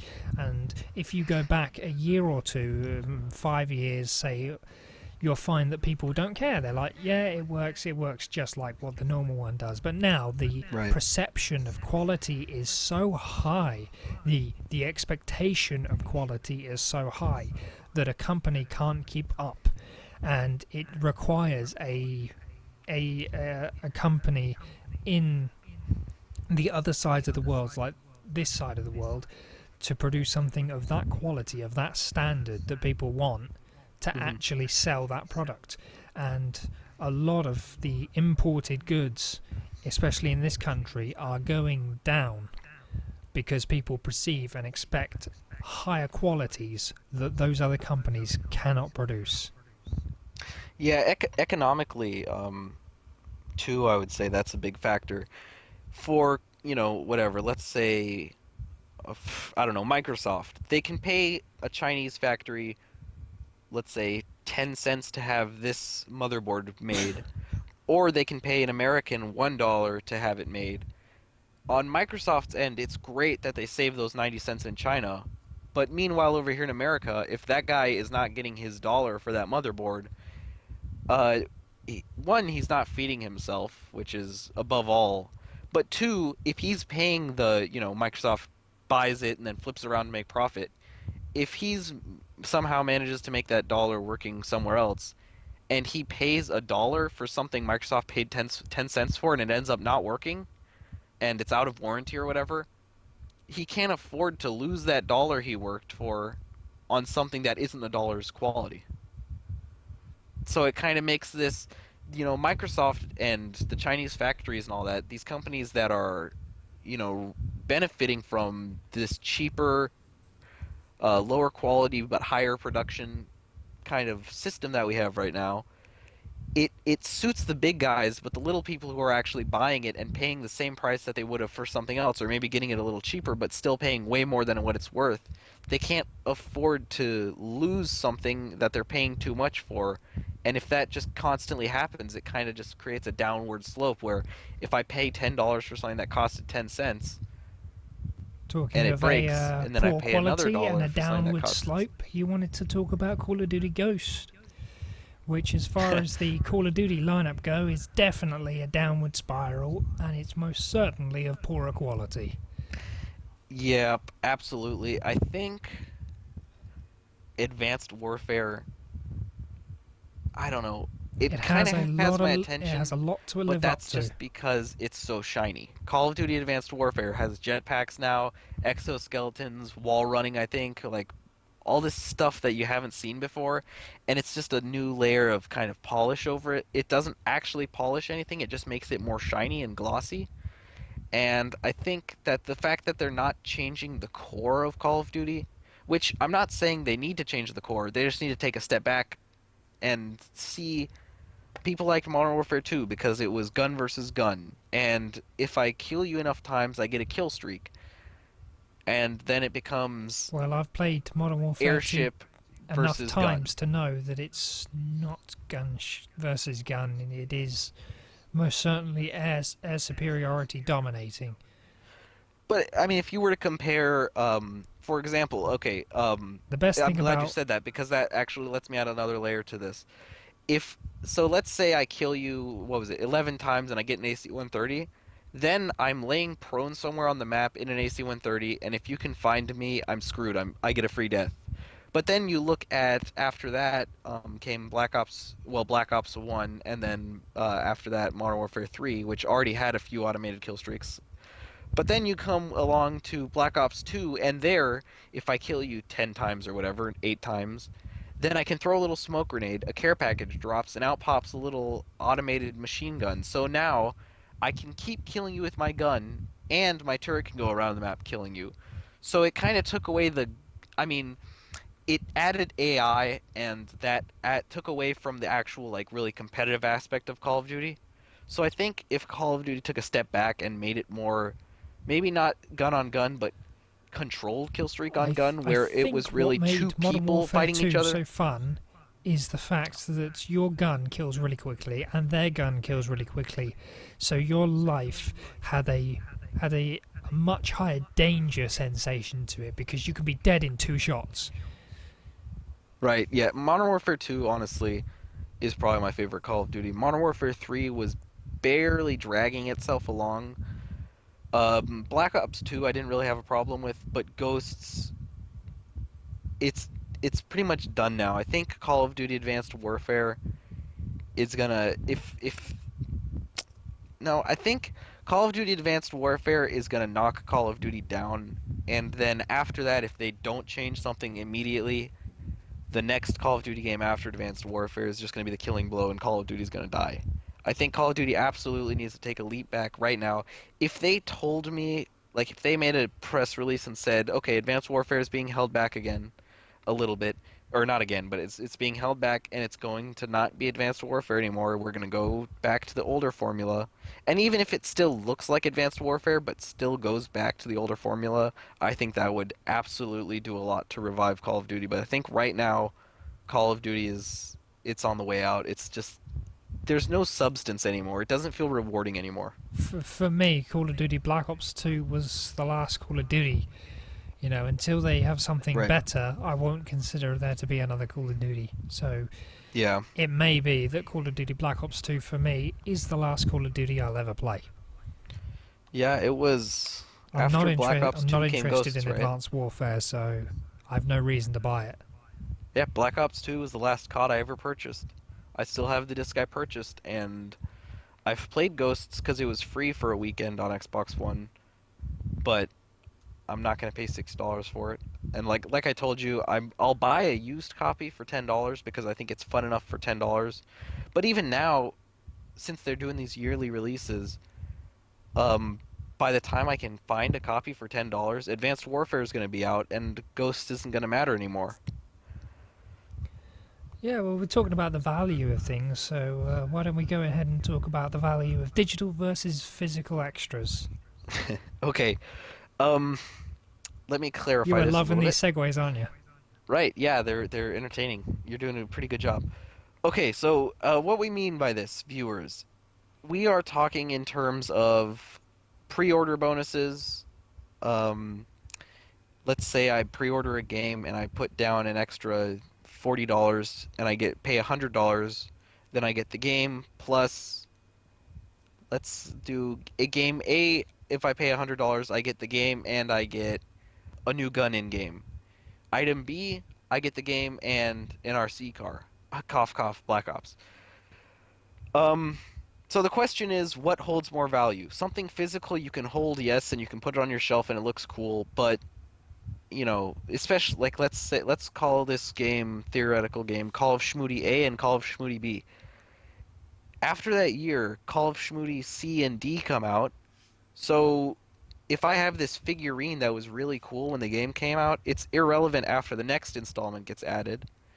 Sure, if I move on to the next game, the digital one loses value too, but at least for the man, I don't know what's up. At least for the time that that game is relevant, my digital gun is going to serve me well, and it's going to be fun for me to use. Like actually an example of this that's actually a digital gun is the Peacekeeper in Black Ops 2 that you could only get if you had bought what DLC was it? The second or third DLC.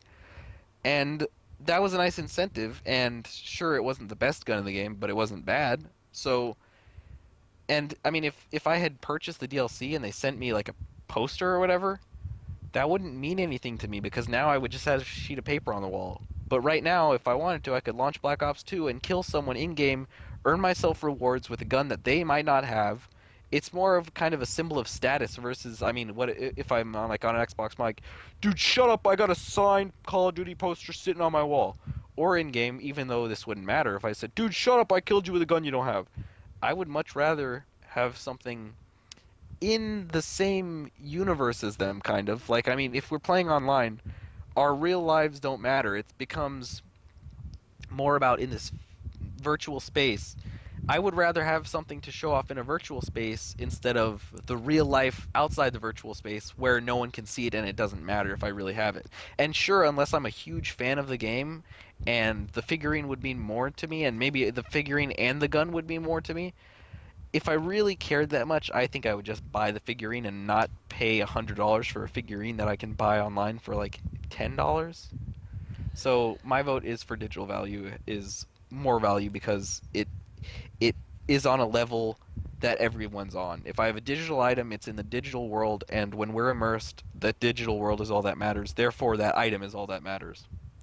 Well, I'm going to explain my opinion in this by giving an example that you've just given with the Peacekeeper.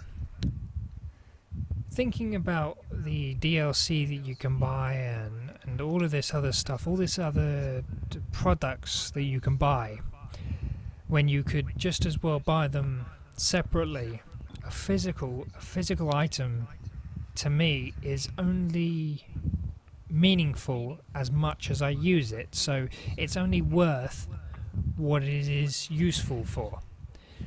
And when digital content comes around, it is a lot of the time useful years into the future after I've already purchased it, whereas a Hmm. physical item only Made in lasts a China. few months, or sometimes it will last a few years. But whereas the Peacekeeper goes, I was so excited when I saw that Peacekeeper because I was thinking, finally they're getting Hmm. DLC with guns, and then they Yeah, said, I wish they well, had done more with that we're too. we're not adding any more guns, and Yeah. everyone was so disappointed. So many Yep. people, including myself. I was like, well, this is the most exciting thing in the DLC. Yep. Why I wouldn't you agree. put more of this in? And that to me just shows you how important and how powerful digital content is to a gamer. So my vote is digital all the way. Agree. Yeah, I think it's really hard to find something that's physical that retains its value. Like, I mean, you said something physical might work a few years. Yeah, the figurine I paid $100 for with Halo Reach that came out in 2013, I think. Yeah, it's holding up pretty well in my shed that I mean, and plus it's so big and I mean, you just look like a giant nerd. I mean, we're already giant nerds, but you don't want some really hot chick to walk into your room and be like, "Oh, you got a statue of Master Chief standing on a rock. That's really lame." Or like with Titanfall, wow, you got a giant freaking statue of a Titan that's like 3 feet tall. Really cool, dude. But it's like if it's digital, you can hide it in your Xbox and she won't know. Well, I'm not bothered what any girl thinks of me. If she can't accept me for who I am, then she can get the fuck out.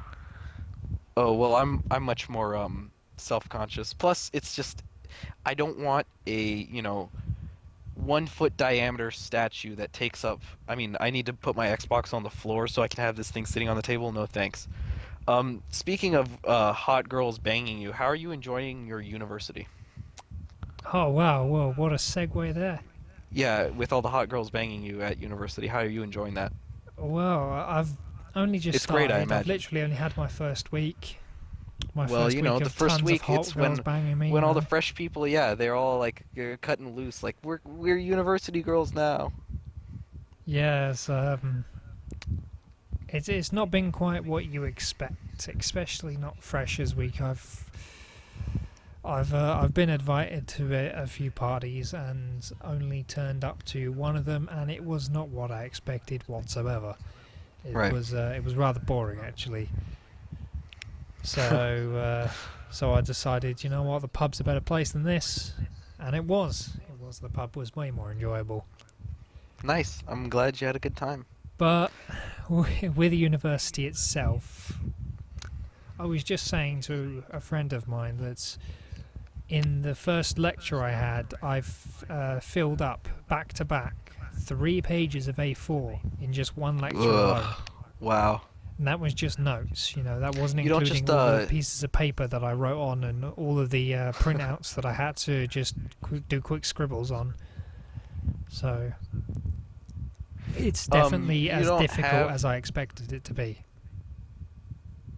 you're having a hard time or it's just a level of dedication that you expected it to take. No, it's just a level of dedication. I Right. thought it Okay. was going to take this much, and it is going to take this much. So it's what Yeah. I expected as far as that goes. What is it you're taking marketing, right? No, no, I'm Your taking business? business and law. Business, right. Okay. That's a really interesting combination actually. I think when my time comes around, I think I want to take something.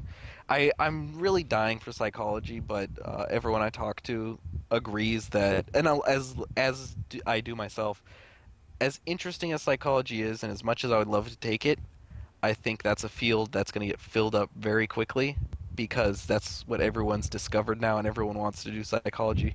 And even though, yes, the numbers will be thinner because it's a very difficult thing to learn, and you have to have the dedication to learn it, which I believe I absolutely would have.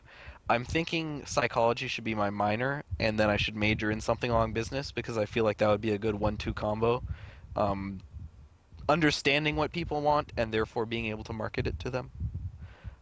But obviously, I mean, I'm not in college or university or anything yet, so I still have time to think about it. I think Well, what I'm I actually going to get. be doing is after high school, I'm probably going to be joining the Navy and then using the because you in the UK you can take out loans, correct? I believe what it is in the UK, from what I've heard, you can get a loan to go to college and you don't have to pay anything back until you earn 21,000 or more per year.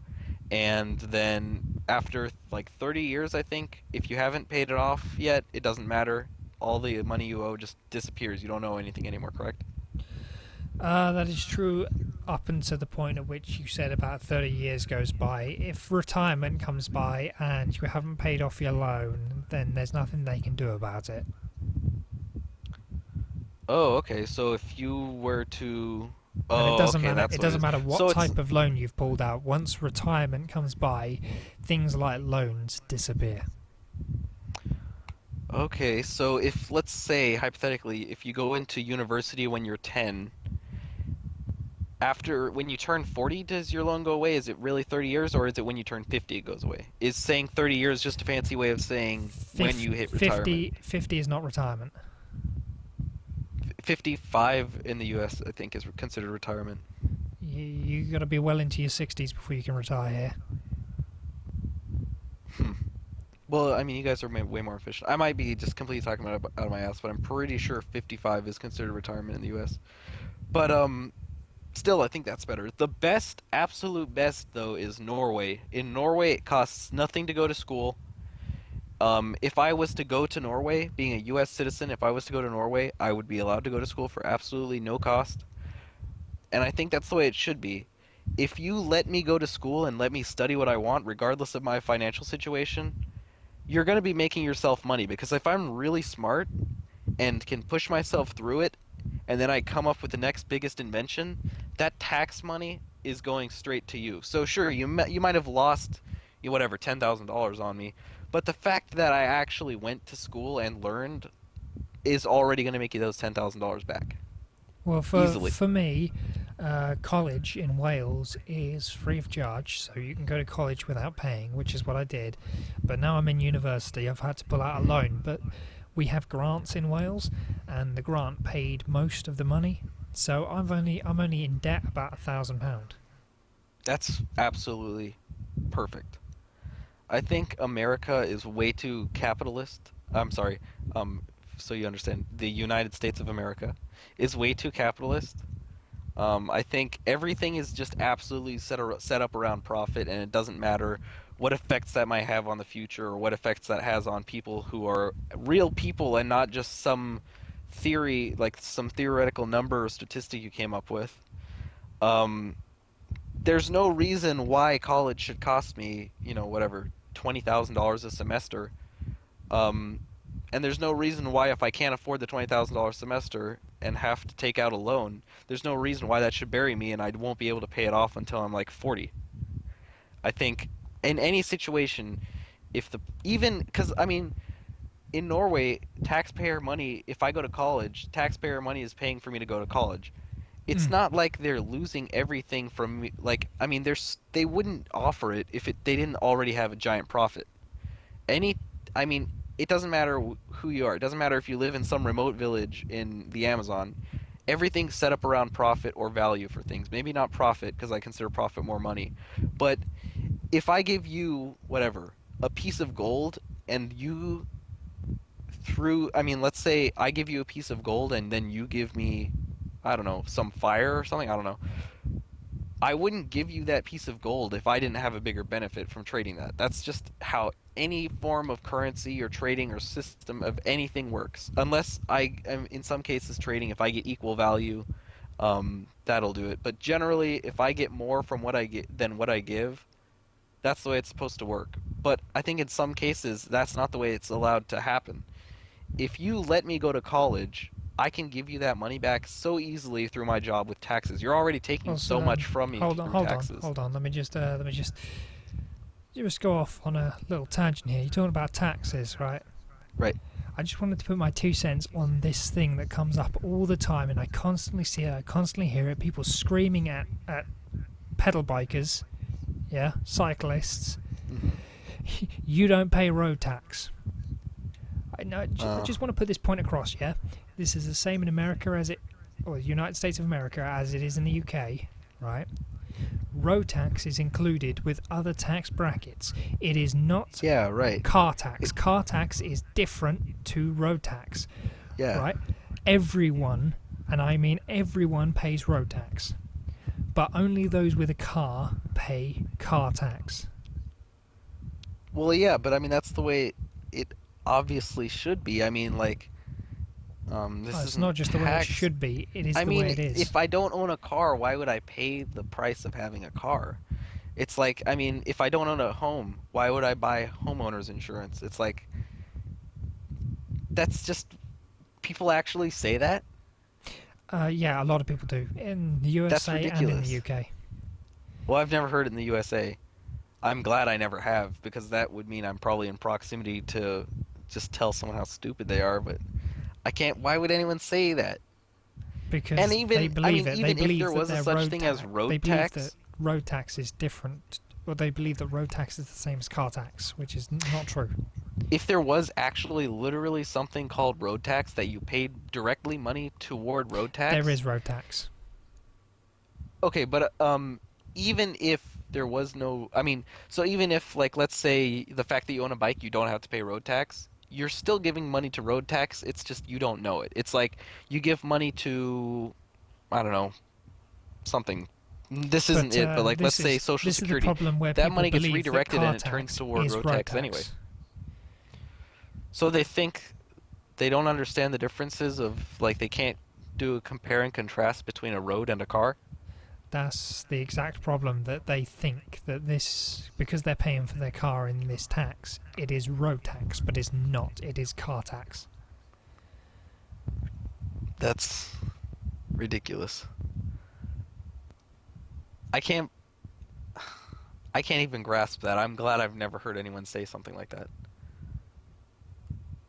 Or at least that's the way I've had the tax bracket explained to me. Wow. That I no way, can't believe it. That's ridiculous. Um okay, speaking of government systems of setting things up. Segway tax. What is your opinion on gun control? I'm in the US, so gun control is very lax. I well, generally very lax. I know you being in the UK, I mean, even directors have trouble sometimes getting replica weapons to film with. So, how does not being as exposed to weapons in your life affect your opinion on gun control? How do you feel about that? Um, I hate the idea of gun control. I think that we should have a right to bear arms. Oh, I like that. Where'd you get that from? Right to bear arms? Because Sounds like an amendment. I I believe that as far as I'm concerned, guns don't kill people. People kill people, and that is enough for me to say that it's okay to own a gun. A gun is just like any other tool. It's just like a hammer. It's just like a Right, wrench. right. It's a tool that you can use to protect yourself, and that's okay with me. Yeah, like, and I don't know how much you understand of this. In the U.S., you have, well, I mean, it's debated, but it's written plain and clear. You have the right to bear arms, you have the right to form a militia, and the reason you have that right is if your government turns against you, you have the right to defend yourself from the government. So it's to prevent tyranny. Like, America happened because Britain wasn't allowing them to represent themselves. And gun control exists so that you have a way to, this is a very American way of saying it. You have a way to represent yourself. And even though realistically now that wouldn't happen anymore, if all of a sudden Obama just went insane and no one, and checks and balances disappeared and Obama ordered whatever America to be totally under his control and turned it into like a communist state, the military would just do that and your guns would mean nothing because the military has way more firepower than you, especially in America. But the way it was written, when it was written, the world was a way different place. So if citizens had a gun and we're like, if the government said, in case we do anything stupid, you're allowed to shoot at us, that's the way the amendment was set up. And I think anyone that argues against that just for some reason was brought up against guns or had a bad experience with guns and can't grasp the fact that exactly like you said, guns don't kill or yeah, guns don't kill people, people kill people with guns. You're talking of that. Over here, it is well known that the military will not turn their guns on their own citizens, and Oh no, I'm sure that they would proved it. obviously never happen. I mean, because any soldier, I mean, outside of his uniform is a civilian just like anyone else. But I'm saying if it was to happen and all of a sudden, I mean, everyone in the army became a robot, your gun wouldn't matter anyway at this point anymore. That it's I mean, it's impossible. It would never happen. Um, It kind of when you does because you got the calculation of numbers then, and the pure number of civilians compared to military is outrageous. The military wouldn't. They don't have enough firepower to kill you all. Oh no, the military doesn't have enough firepower, but they have enough guns. I mean, because the military, I mean, No, let's say they one they grenade. don't. They absolutely do because it's No, not like everyone in the United States owns a gun. they don't. The They the just don't. military's guns. No, it's been calculated. The number of bullets compared to the amount of people does not compare. They would only be able to kill about maybe less than half of the population before they run out of bullets. But in the military's case, there's more than just bullets. Let's say one bullet automatically kills one person. After you run out of bullets, you get to bombs that can automatically kill 10 people. You get to tanks that a bullet will never be able to, But think about it. get to. You've got an entire military of people with families that are civilians. Do you really think that they would go as far as to kill their own citizens? Because they're eventually going to get to the point where they're going to go, well, my family's now in danger. Oh no, this is absolutely just like completely fictional, like worst case scenario. Like this is like literally if the entire military of America was and we're not counting, the interference that would happen from other countries if this was to actually happen. But I'm saying like hypothetically if every person in the military was had like a brain chip implanted, I sound like a conspiracy theorist, and the president hit the switch and all of a sudden they do everything without free will, they just obey any command, the military would easily be able to eradicate the civilians of the world just through technology, better training, And then Doctor bullets, Who would appear bombs, from the explosions. time vortex and solve the problem with a flick of his little blue light. Yeah, sure. Yeah, I guess I mean if we're going this crazy, yeah, Doctor Who appears and solves the problem. Okay, so speaking of that, Doctor Who and his time machine, Can you what hear have me? you got going on? What have I got going on?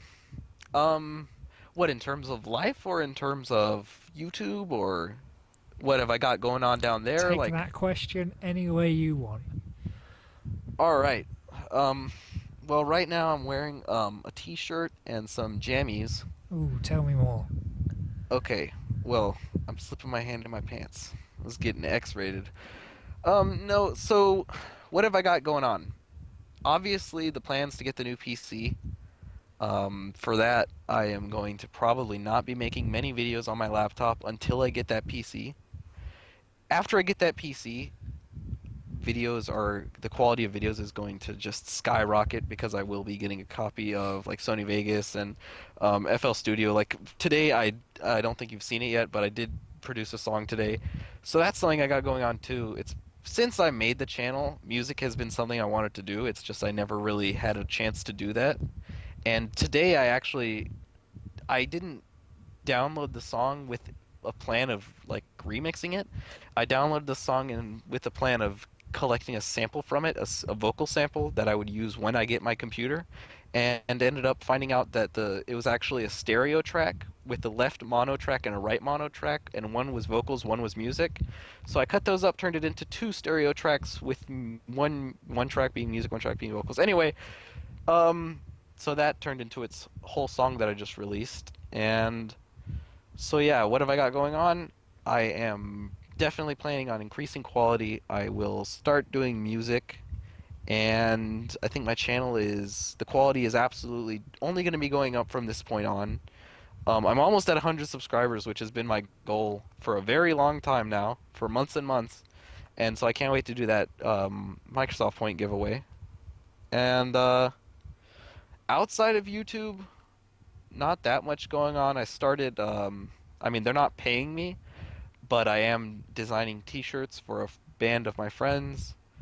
Um, Unfortunately, at the, I guess, end of the summer, beginning of this school year, the relationship that I had started at the beginning of the summer just, just like, I don't know, dissolved instantly, and I have no clue what happened. But that's not a part of what's going on anymore, unfortunately, as much as I would love it to be. And that's, I mean, it pretty much. How about you? Well, I've just done some recordings. I've got university on the go, which is taking up a lot of my time at the moment, and editing and even streaming, things like that, have all taken a back seat and will probably take a back seat for a while. So if I Right, of do course. any content, it will probably be either short, sharp videos or long-winded videos that I just upload once because I don't have time What is an example of to that? I split them up. don't know what you're This, for like. example, this will be just, I'll just hit upload and that's it. I can forget about it then. I don't have to worry about it. This I video is don't, not that long. I, 2 hours. So I can't wait to listen to this. I mean, the first one we did, I actually downloaded it on my phone so I could listen to it like a podcast, and I'll probably be doing the exact same thing for this one because I love to go back and hear, later hear how my opinions have changed and see where I could have defended my point about something better, and it's really entertaining. When I started doing commentaries, I hated the sound of my voice, and now I kind of just accepted it, and I forget what I talk about, so when I go back, it's like, wow, this guy's a genius. He's got really good points, and I just receive more entertainment out of stuff. So it's entertaining to make it. I've been having a great 2 hours now doing this. It's really fun talking to you and getting these commentaries done. And then later, because you said it's going to take a couple of weeks to upload, I'll have forgotten like everything we've talked about and be able to re-listen to it. Then another few weeks after that, I'll have forgotten what I heard and be able to re-listen to it again. Mm. And eventually, I'll not be able to forget what we talked about, and I'll have through that technically gained a lot of information. I'll be able to retain that information and be well educated in whatever road tax And that bikers don't pay and all that stuff. understand a lot more about how each other think. Hmm. For example, how I feel on gun control was apparently quite surprising to you. No, I mean, if you want to reiterate, as far as I had noticed, you seemed. No, I wasn't surprised at all. Um, I mean, you pretty much said exactly the way I feel it should be. You should have the right to protect yourself, whether that be from an intruder, from your government, from someone, just an animal attacking you, whatever. You should always have the But option. is that what you would have expected from a UK citizen, someone who hasn't had guns around them their entire lives? From an average UK citizen, actually, it depends on what age the average UK citizen is.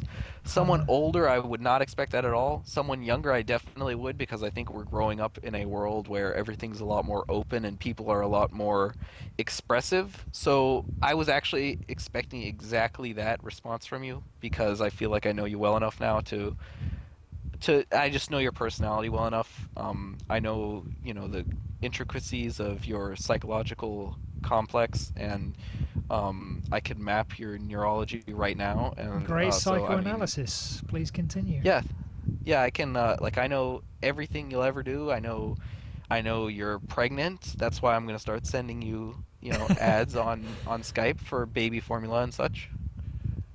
I know you're 60 Talking of years that, old and can now get free eye exams. talking of that, I actually enjoy eating baby food. Oh, like Gerber? You know Like the the mashed up. yeah, the little Mm, glass bowls of mashed up yep, food. I yep. love it. I haven't in the longest time, but yeah, I mean, I was eating that stuff when I was like 11. Like that stuff is good. Some of it's not that good, but the good ones are great. Yeah, But isn't yeah. like a student's diet supposed to consist of like ramen and really cheap foods? Baby food is kind of expensive. You treat yourself to it every now I and live then. at home, so Oh, okay, yeah, so you don't have to pay rent or anything. That's pretty great. nope. Yeah, That's my why I friend choose actually to isn't that drive. lucky. He lives at home, but his dad makes him pay rent. But he doesn't live at home permanently. He goes to I don't know how well you know like US geography, but he lives about well, he lives a couple of miles from where I live in California, which is western United States, Hmm. and he goes to college in the central United States. Oh, that's quite a Kind of. He distance. goes to university in Kansas, I think. And so he visited the at the end of the summer. Well, he visited through the summer, but I got to meet him at the end of the summer. And so he was staying the summer at his dad's house, and he was paying $200 a month there, which isn't that bad, especially because he was working while he was here. And so practically, his dad is in the Marines. So while his dad is deployed, he's getting money from the government. He's getting like 800 extra dollars a month from all the people who live in the house when he's not there. So his dad's making some pretty good profit. They pay all the utilities, so I mean his dad's just got nothing but profit out of that house right now. I think he's got That's it set pretty up good. pretty well. But yeah, But yeah, I don't pay rent. I don't pay bills or anything like that. So yeah, I'm pretty lucky. The two colleges that are nearest my house are like 4 miles from me. So if I went to these two colleges, the first one is University of California, San Marcos, and the other one is called Palomar College. That one's a community college. But both of those are an option. So if I was to go to those, I could just live at home and I not pay rent. So, I mean, I don't know where I'm going to college, and if I do join the military, it doesn't even matter because I'm gonna be, not even be home when I'm deployed. But either way, I'm pretty safe from rent for the foreseeable future. So no worries. I think I'm gonna call it there and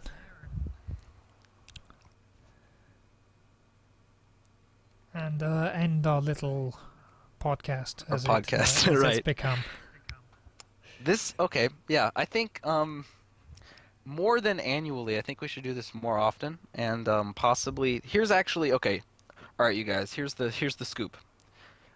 I've got this idea. I don't know exactly how it's going to work or anything yet, and you're kind of already doing this, but I'm planning this sort of community of smaller YouTubers that sort of do a not really podcast, but kind of just something where they all get together, kind of like a podcast, but I mean, because there's already all these groups that play together and stuff, but this is more kind of just talking together, and that way kind of through each other netting subscribers, and because they all do the same content, the subscribers will be into each other, like the other people's things. I'm still kind of working this out, and I don't know who to include in it, but I think that would probably be something maybe done monthly.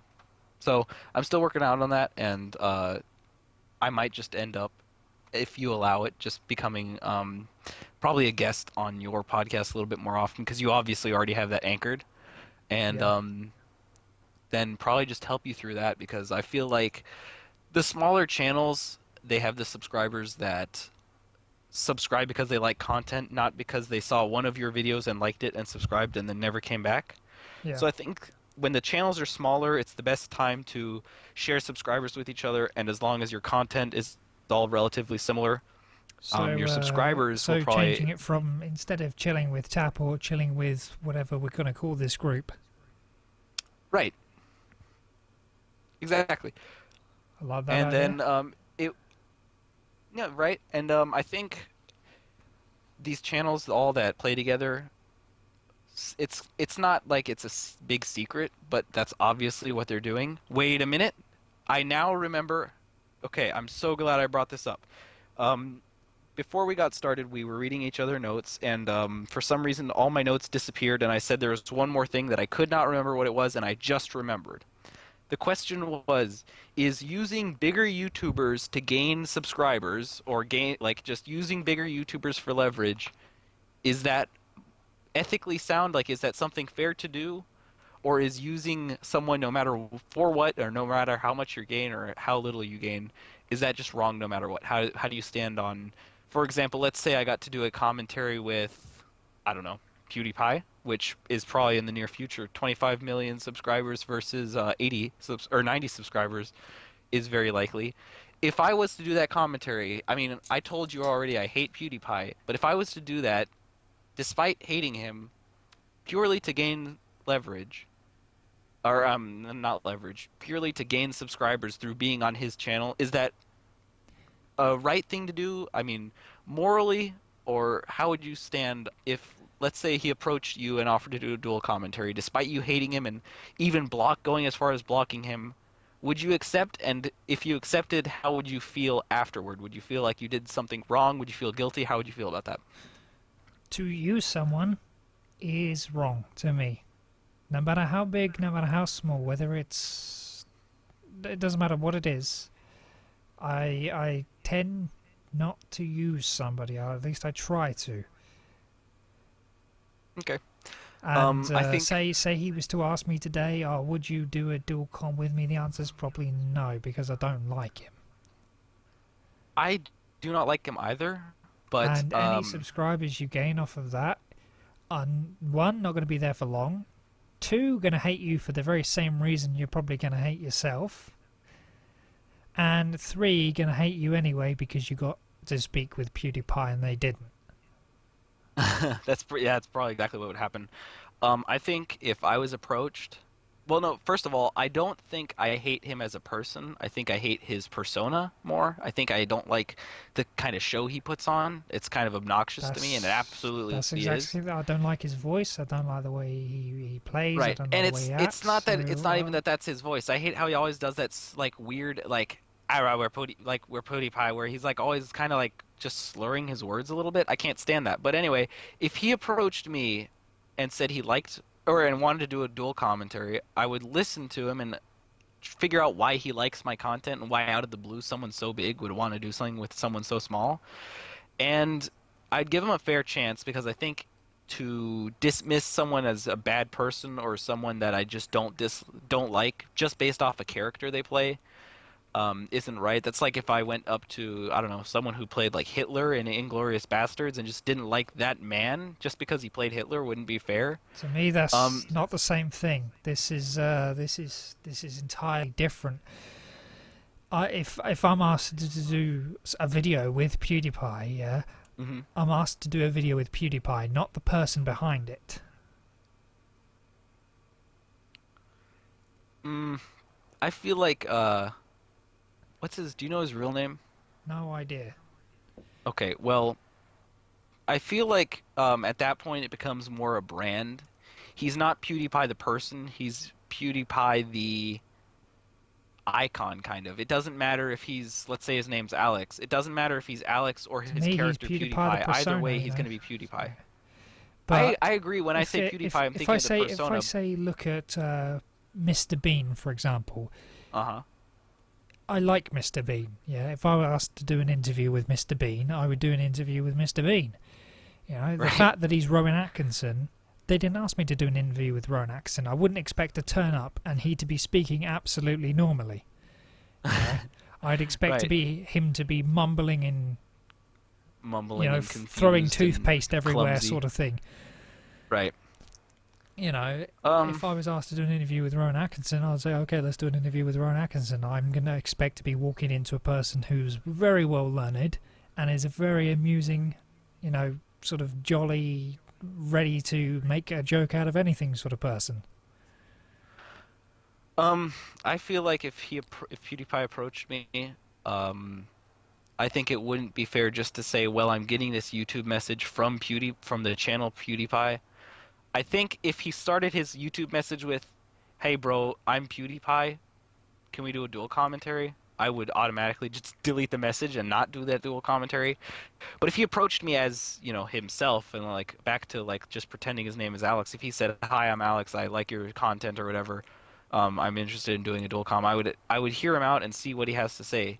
But if I was going to be doing a commentary with the character, I would turn it down because I hate the character. But I think as a person, there's nothing really wrong with him.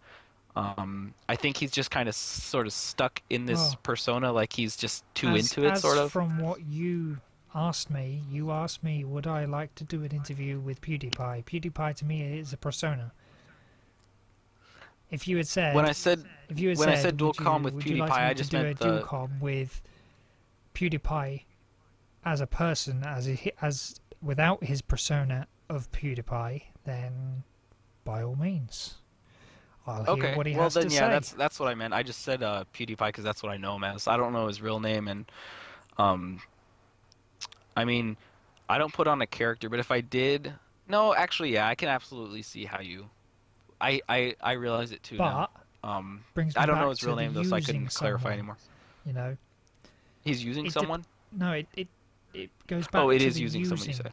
someone. Yeah, Hmm. I wouldn't use someone if they wanted me to do some sort of interview where I would be giving something back. You know, if I'm giving something of value and they're giving something of value, then this is a mutual respect. If I'm giving very little and taking a hell of a lot, it's not really mutual. I think if he was to approach me and just say he likes the videos I make, which everyone should because I make great videos, please subscribe. Um, then it doesn't really matter as much how much I like him because in that case, I would be giving more than taking. Um, because I would gain that exposure, but I would never ask. I mean, I would never on his channel, like, I mean, you're Froggy, so I can be like, hey, Froggy subscribers, come subscribe. But if I was doing an interview with him, I wouldn't say, well, yeah, guys, just come subscribe. If I was doing that interview, I would do it like a real interview, and I would take what I get. If he was to like link my channel and never say to come subscribe me, and I gain whatever 200 subscribers from that link, those are 200 subscribers that made the effort to come over and stay. So those are 200 subscribers that are real. Instead of if he was to, at the end of the video, hey guys, come go check out Tapport. I don't know why he's Irish now, but I feel like if by default But you're hello, guys. automatically Why don't you not go and check taking, out Tapport? go check out Tapport. He's got the best stuff.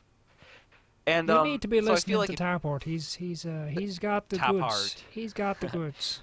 he's got the greatest. I think if you were to accept the interview, well, this is kind of now taking away from the original question. Okay, using someone is wrong no matter what, but I think giving an interview to someone and accepting the subscribers or fame or whatever you get through that is a fair trade kind of because you're giving him for whatever reason he wants it. You're giving him that interview, and in return, as a thanks for, giving him your time, you gain a few subscribers through that. Mm-hmm. So, Well, using someone wrong, period. But kind of a trade um, is always a fair thing to do. now mind you, that's just my opinion.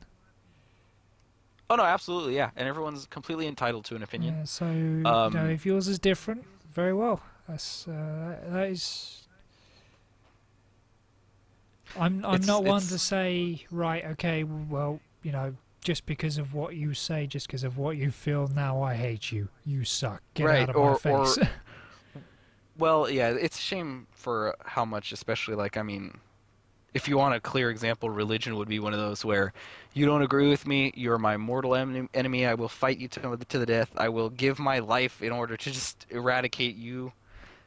Religion's one of those things, but I don't want to get into religion. Um, But anyway, what you're just saying reminds me of this thing I've seen before. It says, "I respect your opinion, but it's still wrong," and that's how I feel sometimes. But I would never say it because that's just how it works. I have an opinion, you have an opinion. Sometimes your opinion agrees with me, and I'm thankful for that. Sometimes it doesn't, but I need to respect that because you're not me, and I need to be open-minded enough to hear out your explanation and actually listen to it and see if maybe you're right, maybe I'm wrong. Or maybe you don't change my mind at all, but I still had the respect to actually listen to your point and not try and change you Well, and how you feel. that's just a product of what happened in our last commentary. What was that?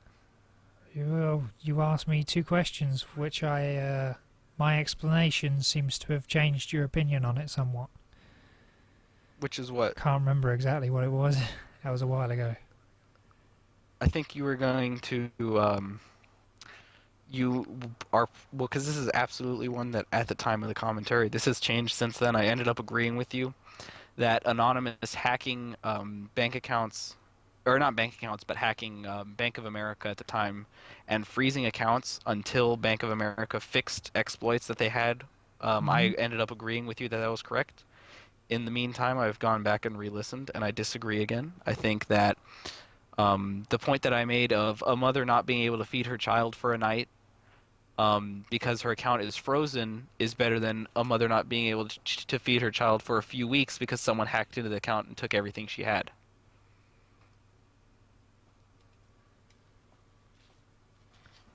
I can't even remember what point I made. Oh, I do. Like I said, I just re-listened to it until I remember everything we talked about. You were saying that I can completely twist what you said and be very what's the word?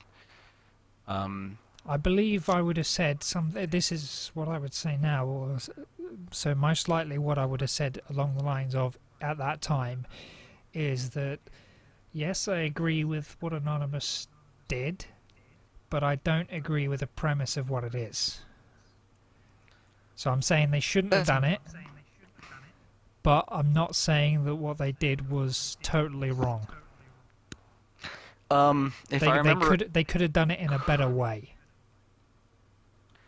right, that's pretty much what you were saying before. What you had said before, it was completely wrong, and that it was better that the mother would be able to feed her child that night, and Anonymous used regular means, emails and such, to have Bank of America fix the problem. But this is I didn't know this at the time, but that is actually what they had done, and freezing accounts was like their last resort, and it was an effort to save people money and credit score and all those problems that would have been caused if So account was actually it was a lack of stolen and information. drained. However, what I said still stands. As a last resort, I Eh, would agree with it. So, because it was a last resort, then I agree with it. right. Okay. Yeah. Because I agree with that too. At the time, I didn't know what I do now. Yeah, Uh, I think I agree with you now more than I did before, but before we didn't have full information, so I think we have a good point now. So I'm glad we actually managed to go back and re-specify our arguments on that. indeed. And on that note, I think how long are we going now? That's 2 hours and 20 minutes. Okay, well the call has been going on for just over 3 hours now. So on that note, Yeah, I'm going to go because I'm I'm not your so outro tired for right you. now. I am Tapport. Please go ahead and come check out my channel. I do content um, daily, but don't quote me on that. And I mean, this isn't my outro, but peace out, guys. I'm going to let Froggy do his thing. Thank you for listening to the podcast, and I definitely hope to see all you subscribers real soon.